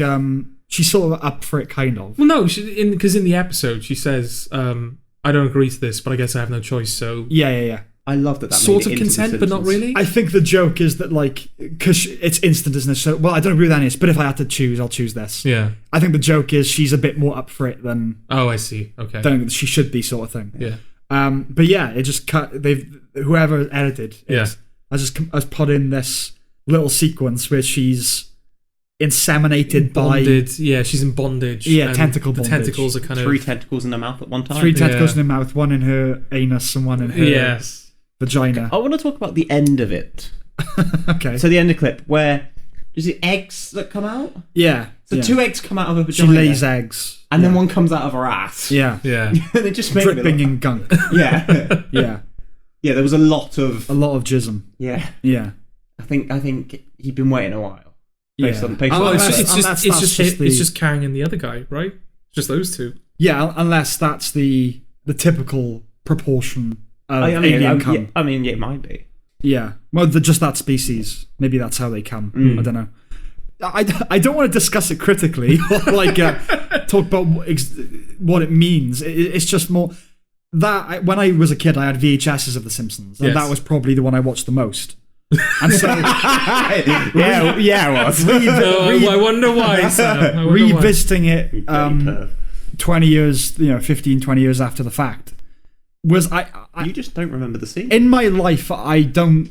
There are very few things that have actually shocked me into like my mouth being agape and just I can't believe this. You don't want your mouth to be agape, Kang will like you as well. I know. Yeah, I just want to put that out there. Whoever did that, go fuck yourself. Nah, fair play. Evil cunt. Nah, fair play. Was there any point? You enjoyed it, did you, lads? Was there any point? I was nursing a semi. Was there any point during you watching that where you, if it was only for moments, thought that was the actual episode and you just didn't remember it? Oh no, I didn't think I didn't remember it. There was obviously because it's kind of there's no major disjunct between the animation. It's basically the same. Yeah, that's kind of what's impressive about it is it looks like the episode. I won't say the most impressive, but the bit that kind of like made me go, all right, I have a little bit of respect for it. Is the moment at the end. It's a terrible thing that they've done. Yeah, but it's not. Oh, it's Eddie clearly it's not a terrible thing that they've done. Eddie clearly enjoyed it. Well, we'll get to it. But no, it's the moment like at the end, after that scene has happened, where they splice Marge's naked, kind of dripping body into the actual scene. Yes. Yeah. And like when Kang presses like a button to dump her out of the ship, and it's that animation. She leaves little puddles of cum on the seat behind her. And it's all like superimposed onto the actual. Like they've taken the real Marge out to put that Marge in. Oh, effort was put into it. It's like, oh right, you didn't just like splice in some porn to shock us. You like properly like that required like rotoscoping, and they might have even have to have redrawn a couple of things. Like fair play, No, I'm not fair play. I'm not giving this thing any credit whatsoever. Just. Funny though, wasn't it? Vulgar. Well, I was half asleep when I saw it. I was just kind of like, That's even better. Did it wake you up? Did it? No. All right. Because I was going through, and then it wasn't like instant like, oh, someone's done this. There was a moment of what the fuck. Yeah. And I was like, oh, it's a joke. It looks like she's having sex, but it's going to reveal something. And then they go to that shot of her behind her, where she's like penetrating the vag, and it was at that moment I didn't really know what was going on, to be honest. It was more just, have I gone on the wrong site? So I guess that, it's my fault for watching things illegally, I suppose. I wonder why. I know it was probably just like, ha ha ha. Yeah, or some women want to watch the world burn, that type of thing. Yeah. It's like, people won't be expecting this when they go on this site to find this episode. Yeah. But I don't know. As you say, you've been watching The Simpsons. No other episode has been that's the thing. With. Yeah, this is the first time anything like that has happened. Yeah. Not just The Simpsons. Like in general, things don't seem tampered with. Luckily, I'm almost done with the portion I'm watching. Do you know what? I wasn't even. Maybe it's kind of a cosmic lesson in breaking continuity. Because I told myself I'm just going to watch the first 8 seasons. Yeah. Because the general consensus is that season 9 is the start of the downturn. Principal and the Pauper? Is that considered it's like the third episode? Yeah, the death of The Simpsons in a way. Yeah, a lot of people think so. But that episode, I was waiting for it. But then I looked it up and it was in season 10. So I was like, I kind of want to re-see that episode. So I jumped to it, and I guess more fool me. So you enjoyed it then? Clearly. I just thought it was funny. Funny? Is it funny? It's not. It's because someone's gone. Because someone's gone to the effort of doing this, and then sad case. No, it's funny because then you've come along unsuspecting, and then that was what was on your screen, and I just found that funny. Because it's sort of like on the chart of humor. I think Stuart Lee. Yeah. I don't know if it's a thing that existed before him, but he's certainly talked about it. where like you're telling a joke that's going on for too long, right? So you have a joke that gets funnier, and then as time goes on, it starts to get less funny. Then it becomes unfunny. Then it's been going on for so long, it becomes funny again. Yes. The Marge bit, it is too long. it goes on long enough to become unfunny, but not long enough to become funny again. So it does reach a point where you're just going like, oh, I am just watching porn now. You know? Well, I can't. It's not funny that this has happened. The shock sort of dissipates. Okay. This is not funny anymore. You know? To explain that, obviously, we came around to yours, and then you were like, this Oh happened. yeah, you just This sprung this on us. Yeah. We were not prepared. And then you were like, Well, this I think that's the happened. correct way to experience I it. suppose. And obviously, so it started, and it's like, okay, this is happening. And you're like, oh, no, it keeps going. Yeah. And then it's like, no, there's more. And then it just kept going. And it's just funny because it's rather uncomfortable, but it made me laugh because Like someone's gone to the effort. the persistence of it. Yeah. Is what you find funny. Yeah. I gotta say, it's not just that it's kind of thrown a hurdle into a memory, but it's more. I don't find it funny. I gotta say. Okay, all right. I'm not trying to be like humorless about. It's not funny, is it? Like that is not a funny. It's not meant to be funny. It's shocking, isn't it? It depends on whether you find that. It's funny. meant to be so obscene. It's just you kind of laugh at it, I guess. Yeah. But yeah, go crawl in a hole and die, I guess, whoever made it. Okay, props to you. from that to... Have any of you seen or heard of The Masked Singer? Yes. Yeah. I was considering bringing this to your attention. Yeah. I had no idea. My father brought it to my attention. Okay. Are you familiar with it? I haven't watched it, but I'm aware of what it is. Have you seen it, George? Yes. Okay. I've seen bits I've of seen it. one episode. Okay, I haven't But I was seen in the full work, episode. so it was kind of like in the background as I was like, doing work. Well, do you want to explain what it is then? Well, from what I can understand, it's a show, a reality show, I guess. Is that what they're called? A talent show? Talent show? Kind of? In which famous celebrities, or not, As opposed to... or not famous celebrities, because half of them I didn't know, they go onto this talent show and they perform for some judges. But the gimmick is not, which celebrity sings the best, let's decide. All of the celebrities are dressed in these very, very elaborate disguises. Yeah. And the whole point of the show is they have to guess who's underneath the mask. And then I think people get voted out. Yeah. And that's when you have the opportunity to You reveal who it is. reveal who it is. I don't know like if the judges win anything, if they guess right, or whether it's all just a bit of fun. I think it's just a bit of fun, isn't it? Okay. I get charity money, maybe? I don't know. Okay. They must win something. Well, I don't understand the point, because they're not judging their performances. Because I think are the voices disguised when they sing? Because when they speak, they're distorted, so you can't tell who it is. No, when they sing, a lot of them are putting on like a different type of style than they would usually. Okay. So like Catherine Jenkins was on there, who's a classical singer. Yeah. And she's singing more like a pop. Right. Okay. So they're kind of putting on voices as well. It's a weird thing. But yeah, I think it is a bizarre concept, but it's the costumes that push it into the truly surreal. Yes. They're like Takeshi's Castle, Japanese style. There was a Kabuki theatre. That's in the episode that I saw, two people were revealed, and it was Fox and Monster. The Fox is someone who has like this suit, this like bodysuit, and then their helmet is like this massive fox head, and they're like covered in mirrors and reflective surfaces. Yeah.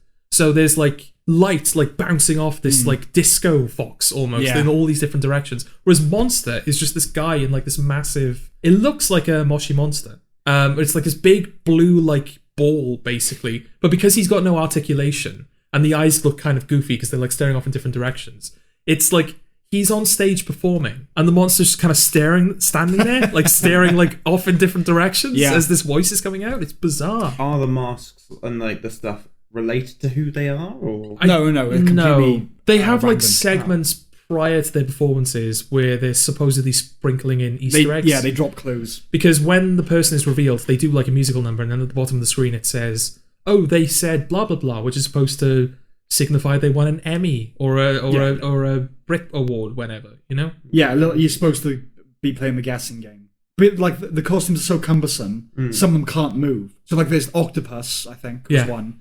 That actually can't move and just has to stand there while dancers make up for the immobility around them by like being really frenetic. Yeah. And they just stand in their hand like they can maybe move their hips a little bit. And when I knocked the table with my glass. When they have to leave the stage, you can see like all of the different like runners coming out and like having to wheel them off the stage. Yeah.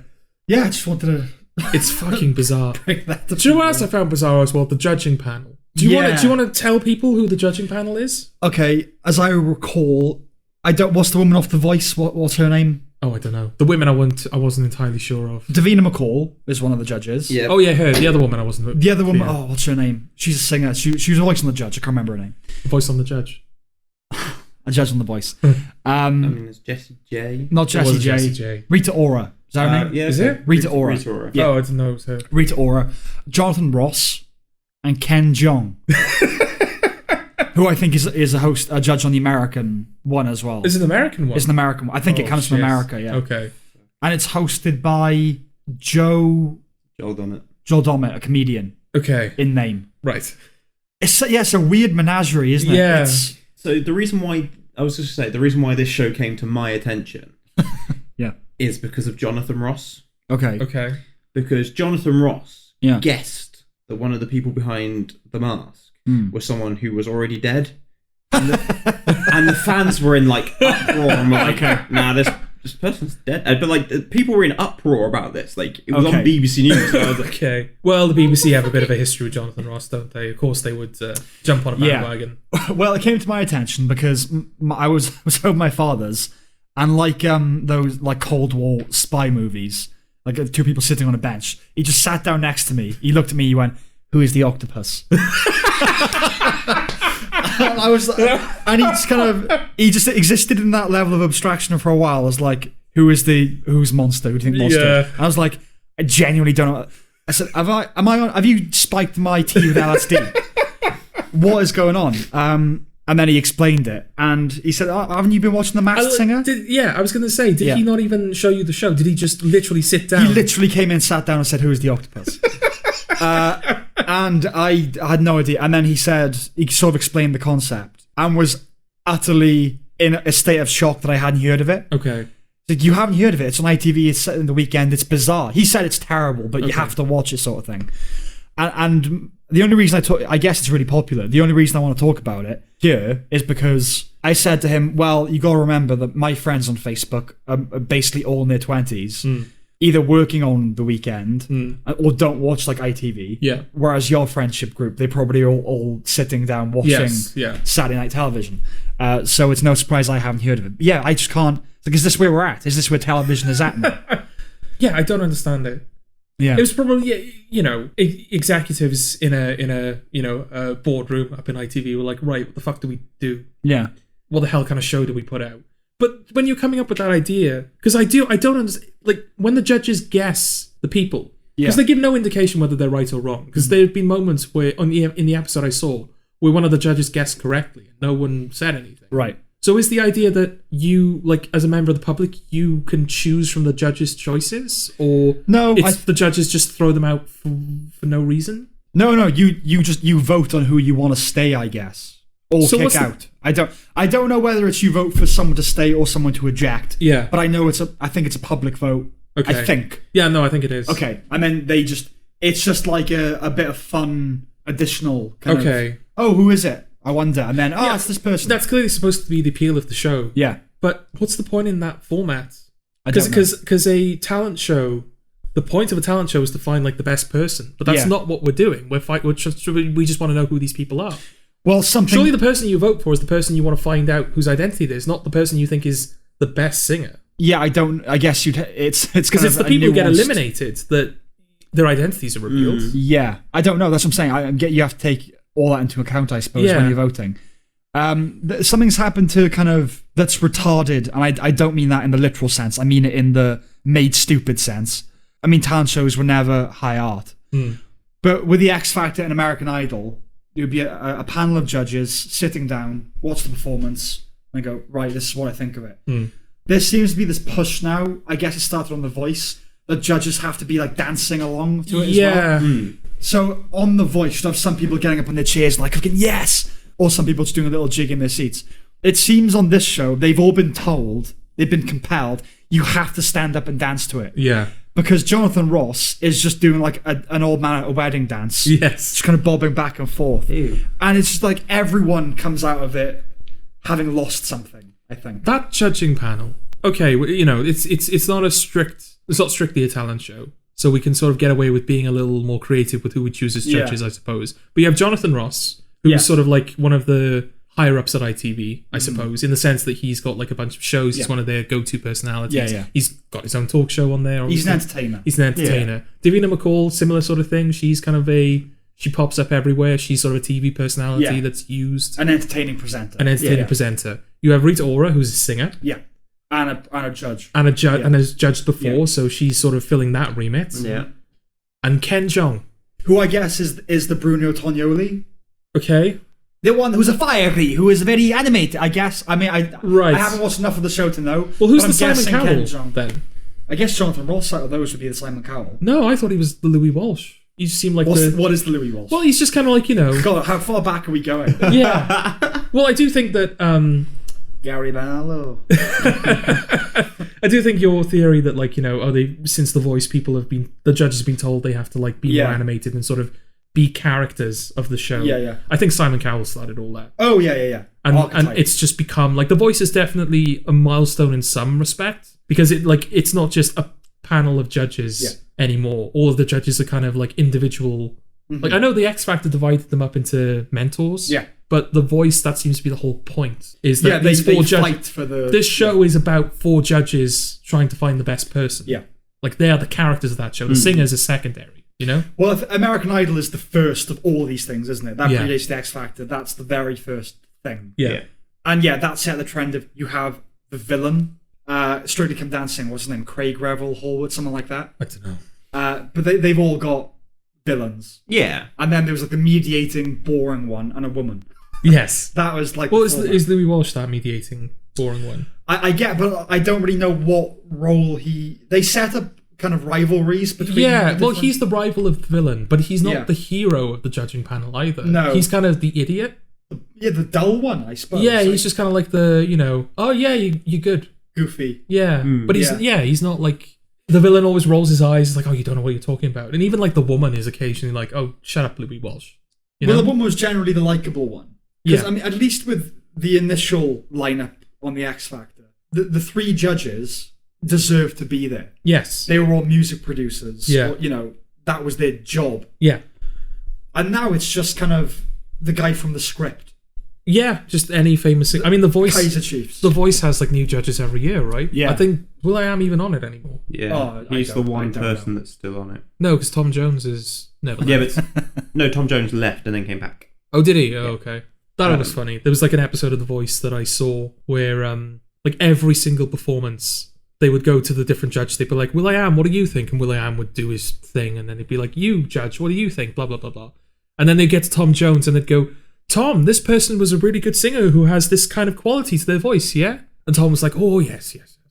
It seems like they're not letting Tom Jones have an opinion. They're just kind of telling him, oh, do you think this? And Tom Jones will go, oh, yeah. I don't think I think he doesn't know what to say. No, I know. Yeah. I'm not saying that the show is like, oh, Tom Jones can't have an opinion. Abuse. Yeah. It's just funny that they're so blatantly leading him to something. Yes. Yeah.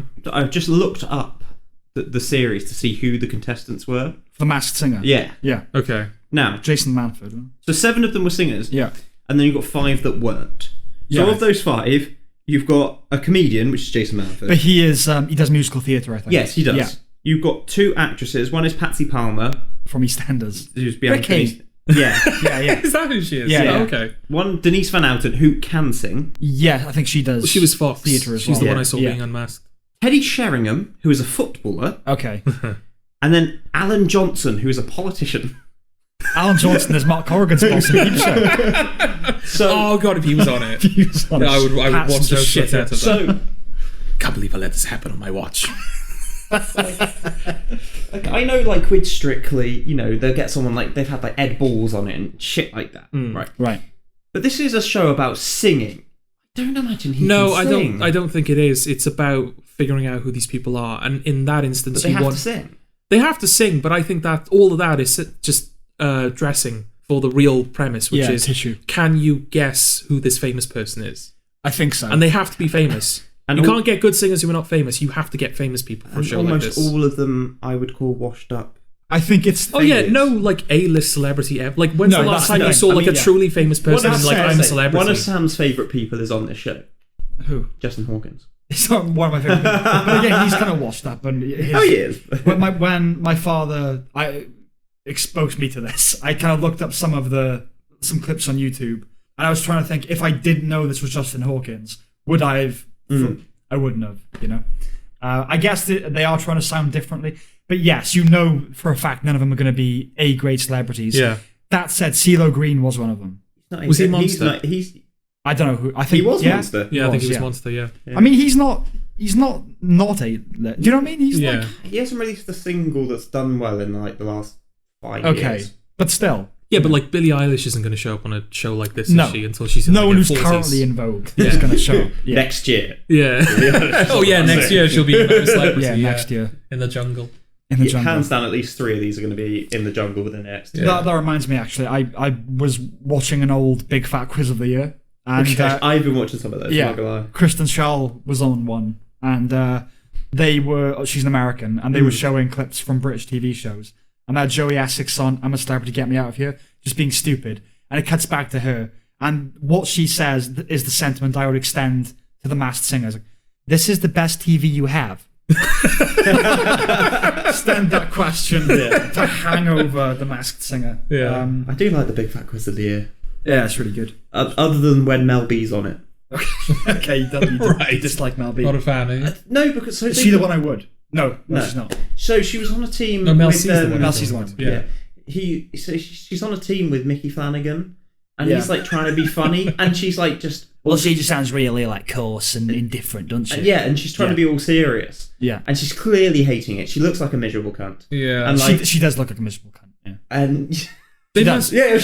They must know going in, but like, oh yeah, this isn't a serious quiz show. We're here to have fun and fuck about. Yeah, like Noel Fielding and Russell Brand are the best team. They are. On any of those shows. And then Rich Diawadi and Noel Fielding. Oh, yes. Yeah. But yeah, like, no, I've late, like when I've been coming home, like late at night, that's my... I've descended into the darkness of YouTube. Having dinner to or falling asleep to. Yeah. Big Fat Quizzes. Yeah. But yeah, so that was The Masked Singer. It's kind of insane. Do we recommend The Masked Singer? Yeah, Masked Singer. Kind of. Okay. I mean, it's definitely going to come back. Oh, so, yeah. Yeah, watch it. Fuck it. It's bizarre. I kind of feel like we should do an occasion where we sit down and watch it just to see if we can figure out That's the horrible thing about it, is you think you're above it, and then, it gets you every time. Yeah. I was convinced it was Michael Ball.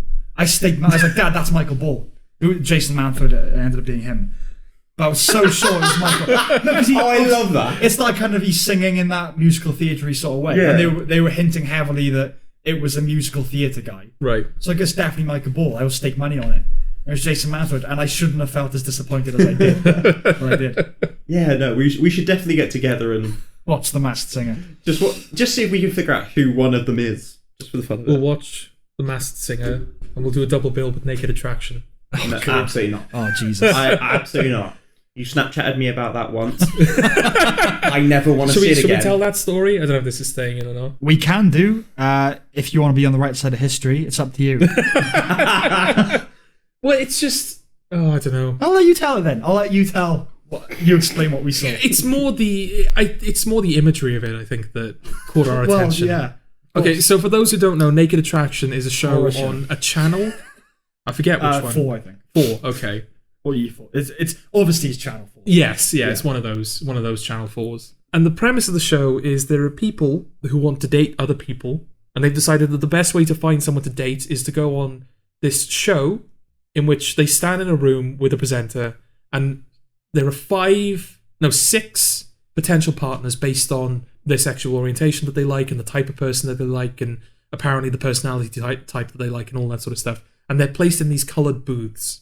And slowly but surely the edge of the booths are lifted and you get to see like the naked bodies of these people. So initially they show up until the groin area, so you see the genitalia. Mm-hmm. Then they'll show up to like the neck area, so you'll see like you'll get a good sense of their body. Yeah. Then you see their faces. Mm-hmm. And they're just awkwardly standing there as this person and the presenter are going, oh, he's got a nice dick, hasn't he? Yeah. He's got a nice ass. She's got a nice pair of tits. Yeah, pretty much. That's genuinely the show. Yeah. And we were watching it because we didn't know what this was. We were just like... I knew what it was. I knew it was a show where you were essentially judging... It was like Blind Date, but you were seeing everything as opposed to nothing. Yeah. I sort of knew that. I didn't. Blind date, but you start with the dick first. You did dick first. Yeah, that I didn't get. Like, even with women, because it's dick and vagina is like they're the first things you see. Surely that's like one of the last things you start with the face and you work down. Are you talking about in traditional life existence? I mean, there's certainly that. Because obviously not that I'm the expert, but surely a big part of the allure of a relationship is mystery. And not just like what we look like, but in all respects. What we have under the hood. I mean, in all respects. Someone's got an ugly vagina. I mean... But it just seems such a bizarre, like, where do you go from there? I've seen everything. Yeah. And then it's not, they see you as well. There's zero mystery. Mm. And my problem with it is, I mean, yes, it's vulgar and it's shallow and all the rest of it. It's more that it's self-righteousness. Okay. That it tries to paint it, to justify itself. It tries to paint itself as a conduit for body acceptance. Right. Of like, let's just bear all. Like, let's be happy in our bodies. Okay. Large people, small people, people with big dicks, people with small dicks. Yeah. Let's all just be comfortable and open with each other. And I was like, no, it's the reason people are watching is for the freak show aspect of it. Of just like... Yeah, and also just kind of like... Let's see how big the dick is. Yeah, how big is his dick? How big... It was... I did find it funny that as we were... Because they're split into two. So you get two per episode. And the first one was a woman looking for a man, and as the dicks were revealed, it was me, Sam, and another friend of ours who's a guy, and none of us were making any comments about the dicks. And I don't know what I don't know. No, but that's the thing. It wasn't like a dick's gay. It was like, we were talking about them. No, but it was like the impression I got was, what if I accidentally reveal a piece of information that implies that my dick is like abnormal or small? We can't say anything about these weird looking dicks. I didn't feel that. Okay. I didn't feel that. I mean, my dick's average. There you go. Yeah, mine is as well. George? What? Can I just say, he just reached down to the ground and gestured at the bottom of his leg. Men. No, I was adjusting something. It's the one thing, men. It's the unspoken thing. Yeah. Like beneath, there was I think Jordan Peterson said, male relationships, dynamics. There is the underlying threat of violence. If we really fall out, you can punch me. Yeah. And I can punch you. Yeah.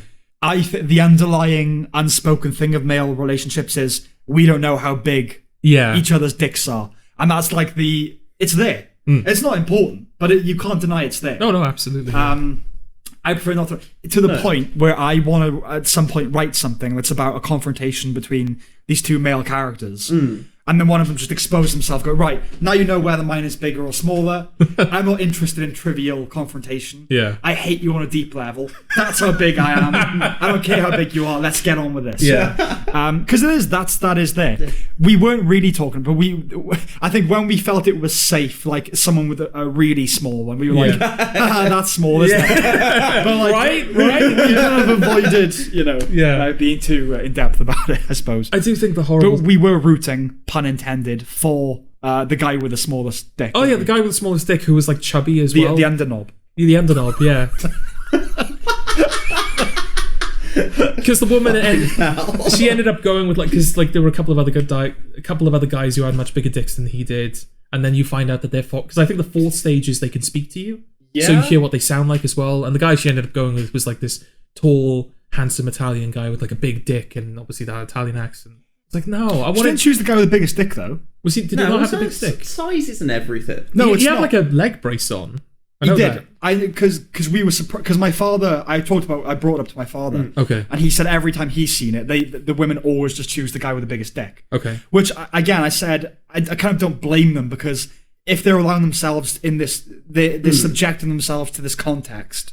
That's how. What else? That is how you're going to. Yeah, that is literally how you're going to be judged. If I went on the show, I would choose the woman with the best body. It's the first thing they see. Of course, you're in that context. That I don't blame them for that. But that she didn't go for the guy with the biggest. Yeah, but it was among the biggest. Wasn't it? Yeah. Removing the. It is funny, but removing that from it, it's sort of a shame how much self-esteem sort of hangs on that. Self-esteem.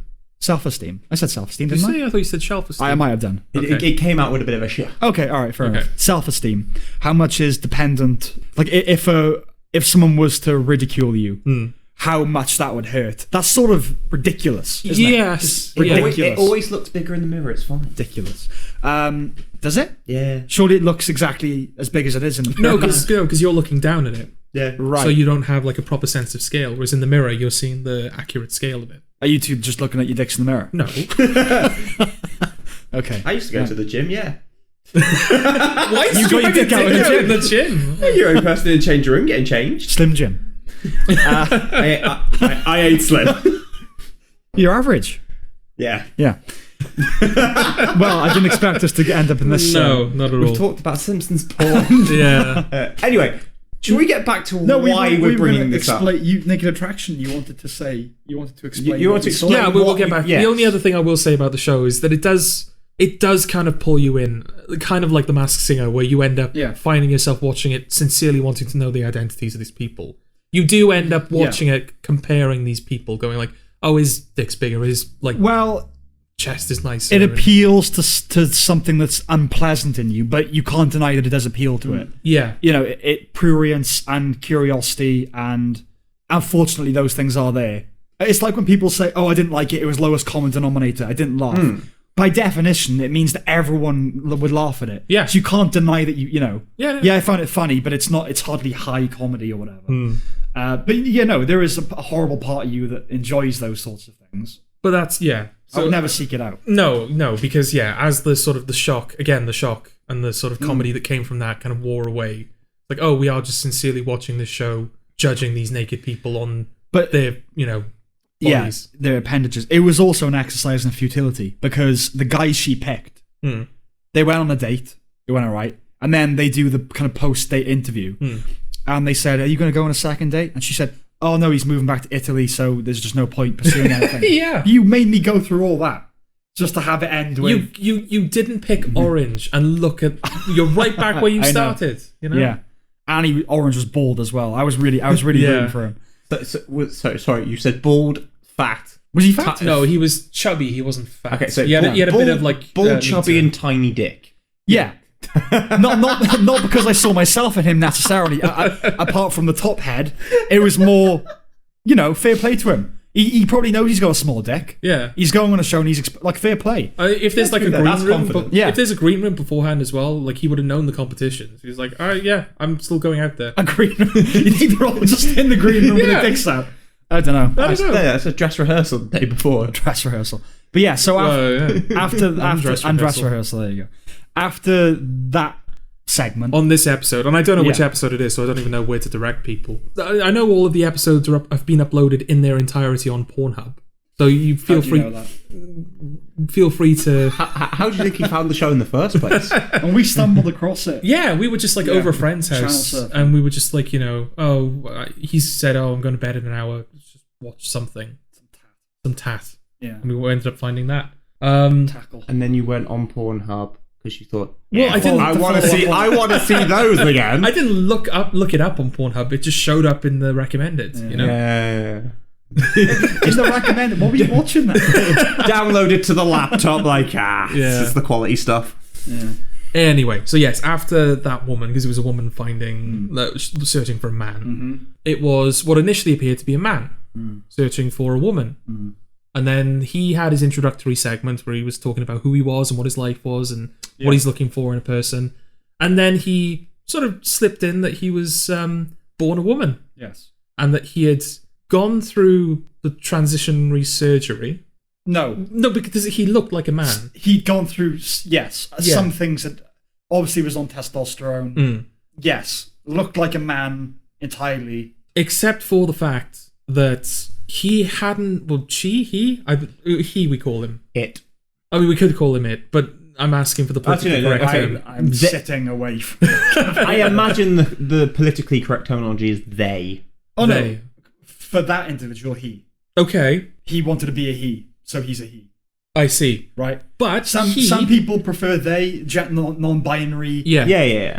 But they like they. Oh, now you've planted your flag. You're just going for it now. You. But they what's an assault on language? Okay. I will say they because I don't know whether it's. I genuinely don't know. It's a he. If you say that, born a woman that wanted to become a man. Okay. He. All right. For the sake of ease, I will say they. Okay. I'll probably slip back into he or she at some point, but I will attempt they. Yes, they had the surgery with the exception of their penis because they didn't have a penis. Mm-hmm. They were like, I want kids of my own someday. Yeah, so not just the... Oh yeah, it's not just the penis. The extant aesthetic. It was just a man that wanted to finger himself.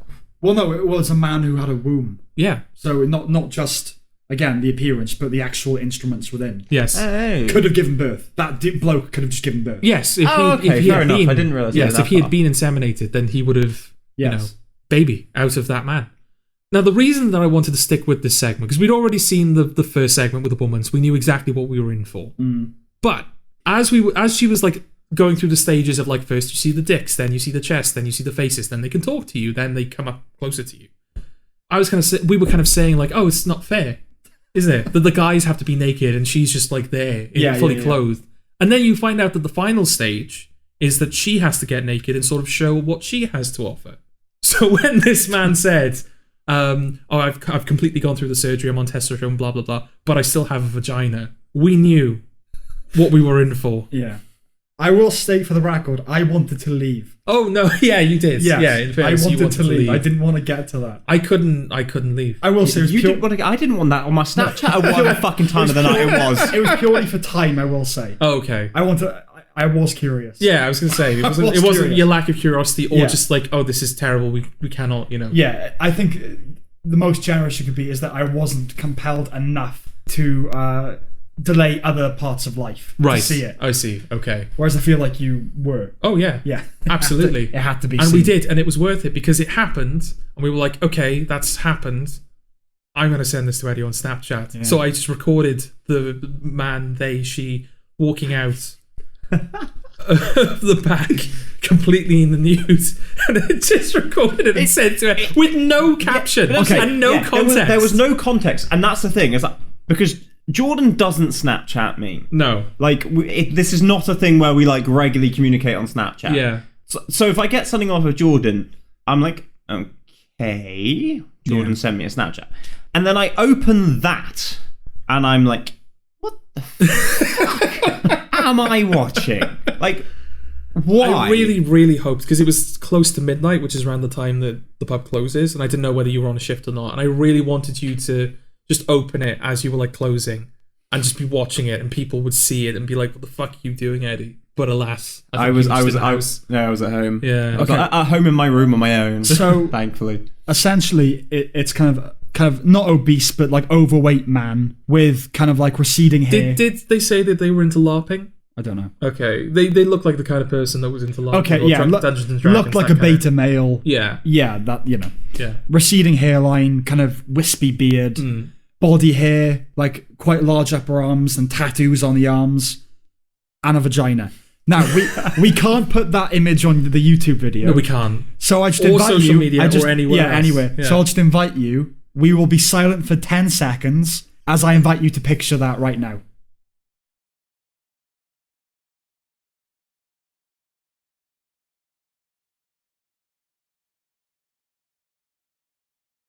Okay. Yeah.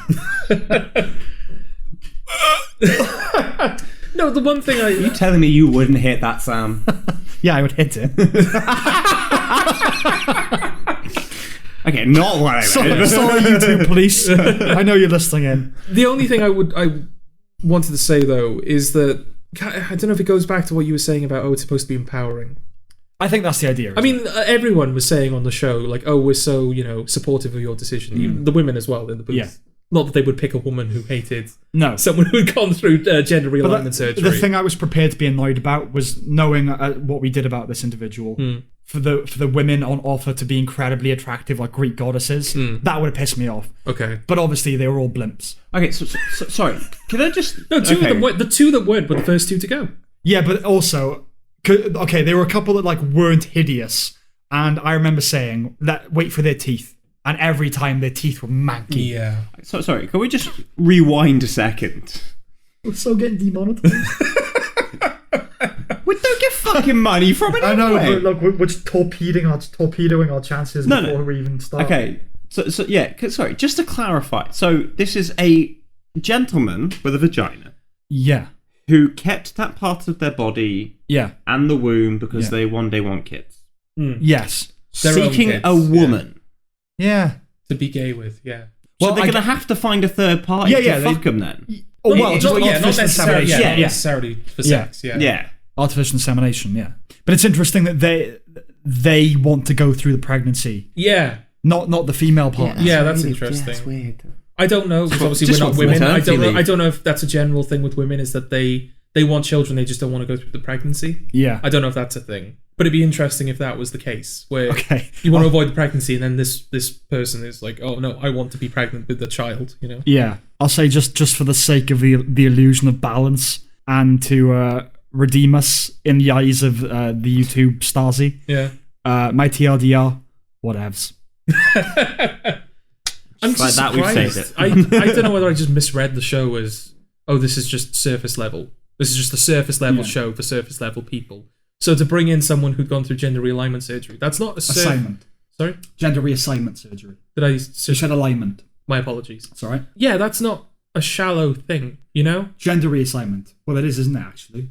No. Just like the fact that someone has been through that. It's not just like, you know, oh, this is... Oh, it's not a casual experience. Yeah, this is Chad. He's had like got a six-pack and a big dick. It's like, no, this is like a... Okay, I know what you mean. This is part of like, you know, a lot of conversation. He's got a vagina. It's not casual. It's not a casual... Yeah, casual is the word I was looking for. It's not a casual thing, and it seems like a very casual show, so I'm surprised that it did that. Well, I think Channel 4 as well, it's quite a lefty sort of channel. Okay.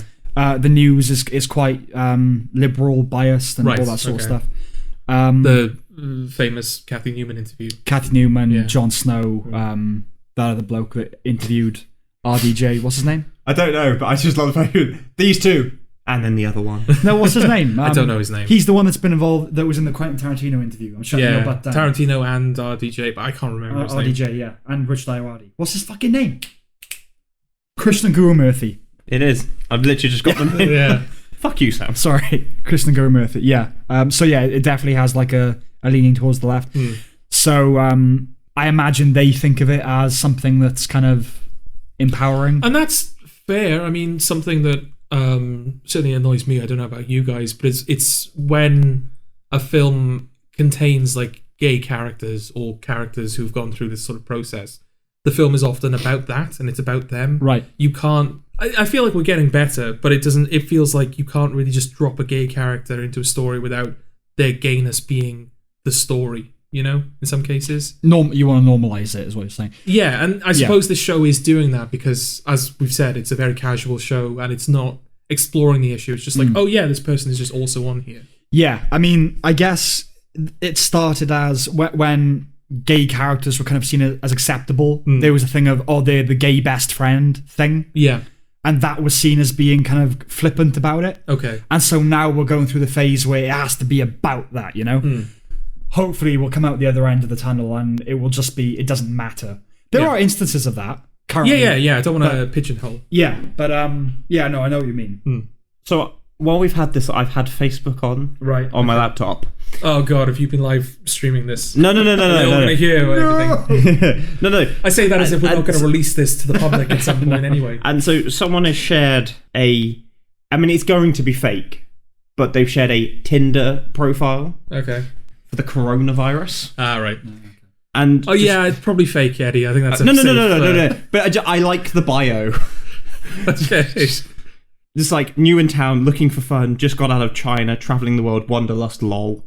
Masks and goggles are a huge turn off. Swipe left if you're a doctor. Give me a chance, I'll take your breath away and leave you in bed for days.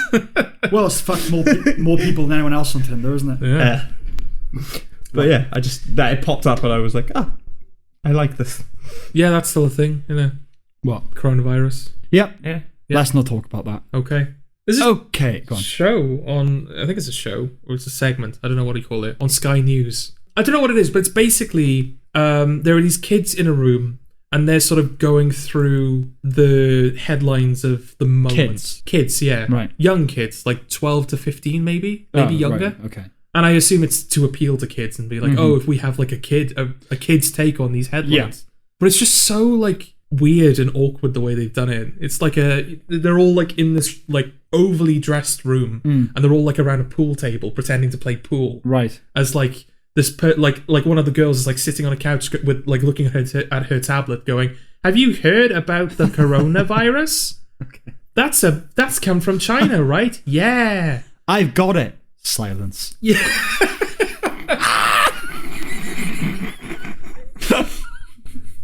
Yeah. There's like we're the worst people to talk about these kids. I assume you've heard the news story about the transatlantic flight that got to its destination significantly faster than usual because it was being blown by the winds. Oh no! Oh, it broke like the sound barrier because of the wind. Yeah, fair. Yeah, I was pushed to it, and that was brought up on the news. I'm feeling supersonic. Yeah, exactly. But yeah, they brought up that they were like, that flight went faster than the speed of sound, and the kid cuts to like the boy, and he's like, "No way!" And it's just so clearly like scripted, and like you can't, you can't be like on your phones. You have to like play pool because that would send a bad message if you're just like on your phones, I guess. And you have to be like, oh, your friends, you're like playing pool. Yeah, that's bizarre that it's like playing snooker or pool or whatever it is that they're playing. Well, it's like they're trying to set it up like it's a sitcom or something. And it's like kids just don't play pool. Not unless they're on holiday. If the idea is that, because they're not, it just looks like someone's like playroom. Den. Yeah, they're den. So if the idea was just, we'll like make it look like these kids are in a natural environment, like they're playing like the Xbox, or they're on their laptops, or I don't know, they're out playing. Shove them all on a PS4 with Fortnite. That makes sense. That's what it would be. Is there one just in the background constantly flossing? Be like a tableau from Twin Peaks or something. Can you just do that? 4 people have now floss again, Sam. Yeah. I wasn't actually. I just did that. Yeah. Yeah. But yeah, there was a segment actually. I can't floss. Where there was like a young kid. I think she's of Asian descent. I don't know if she's from China. Right. But she's been like quarantined by the coronavirus. Coronavirus is quarantined her? Yeah. Okay. So it was like a segment with her, and she was just like, she was like 7, 5, quite young. And she was just like, I've been hit by the virus. I miss my family. Sometimes I get to go outside. It's just like this little, like it looks like a hotel, and they just cordoned off like a part of the lawn for her to just sort of walk around in for a while. Is her name, Steady. Oh. Careful now. Wheelie sick.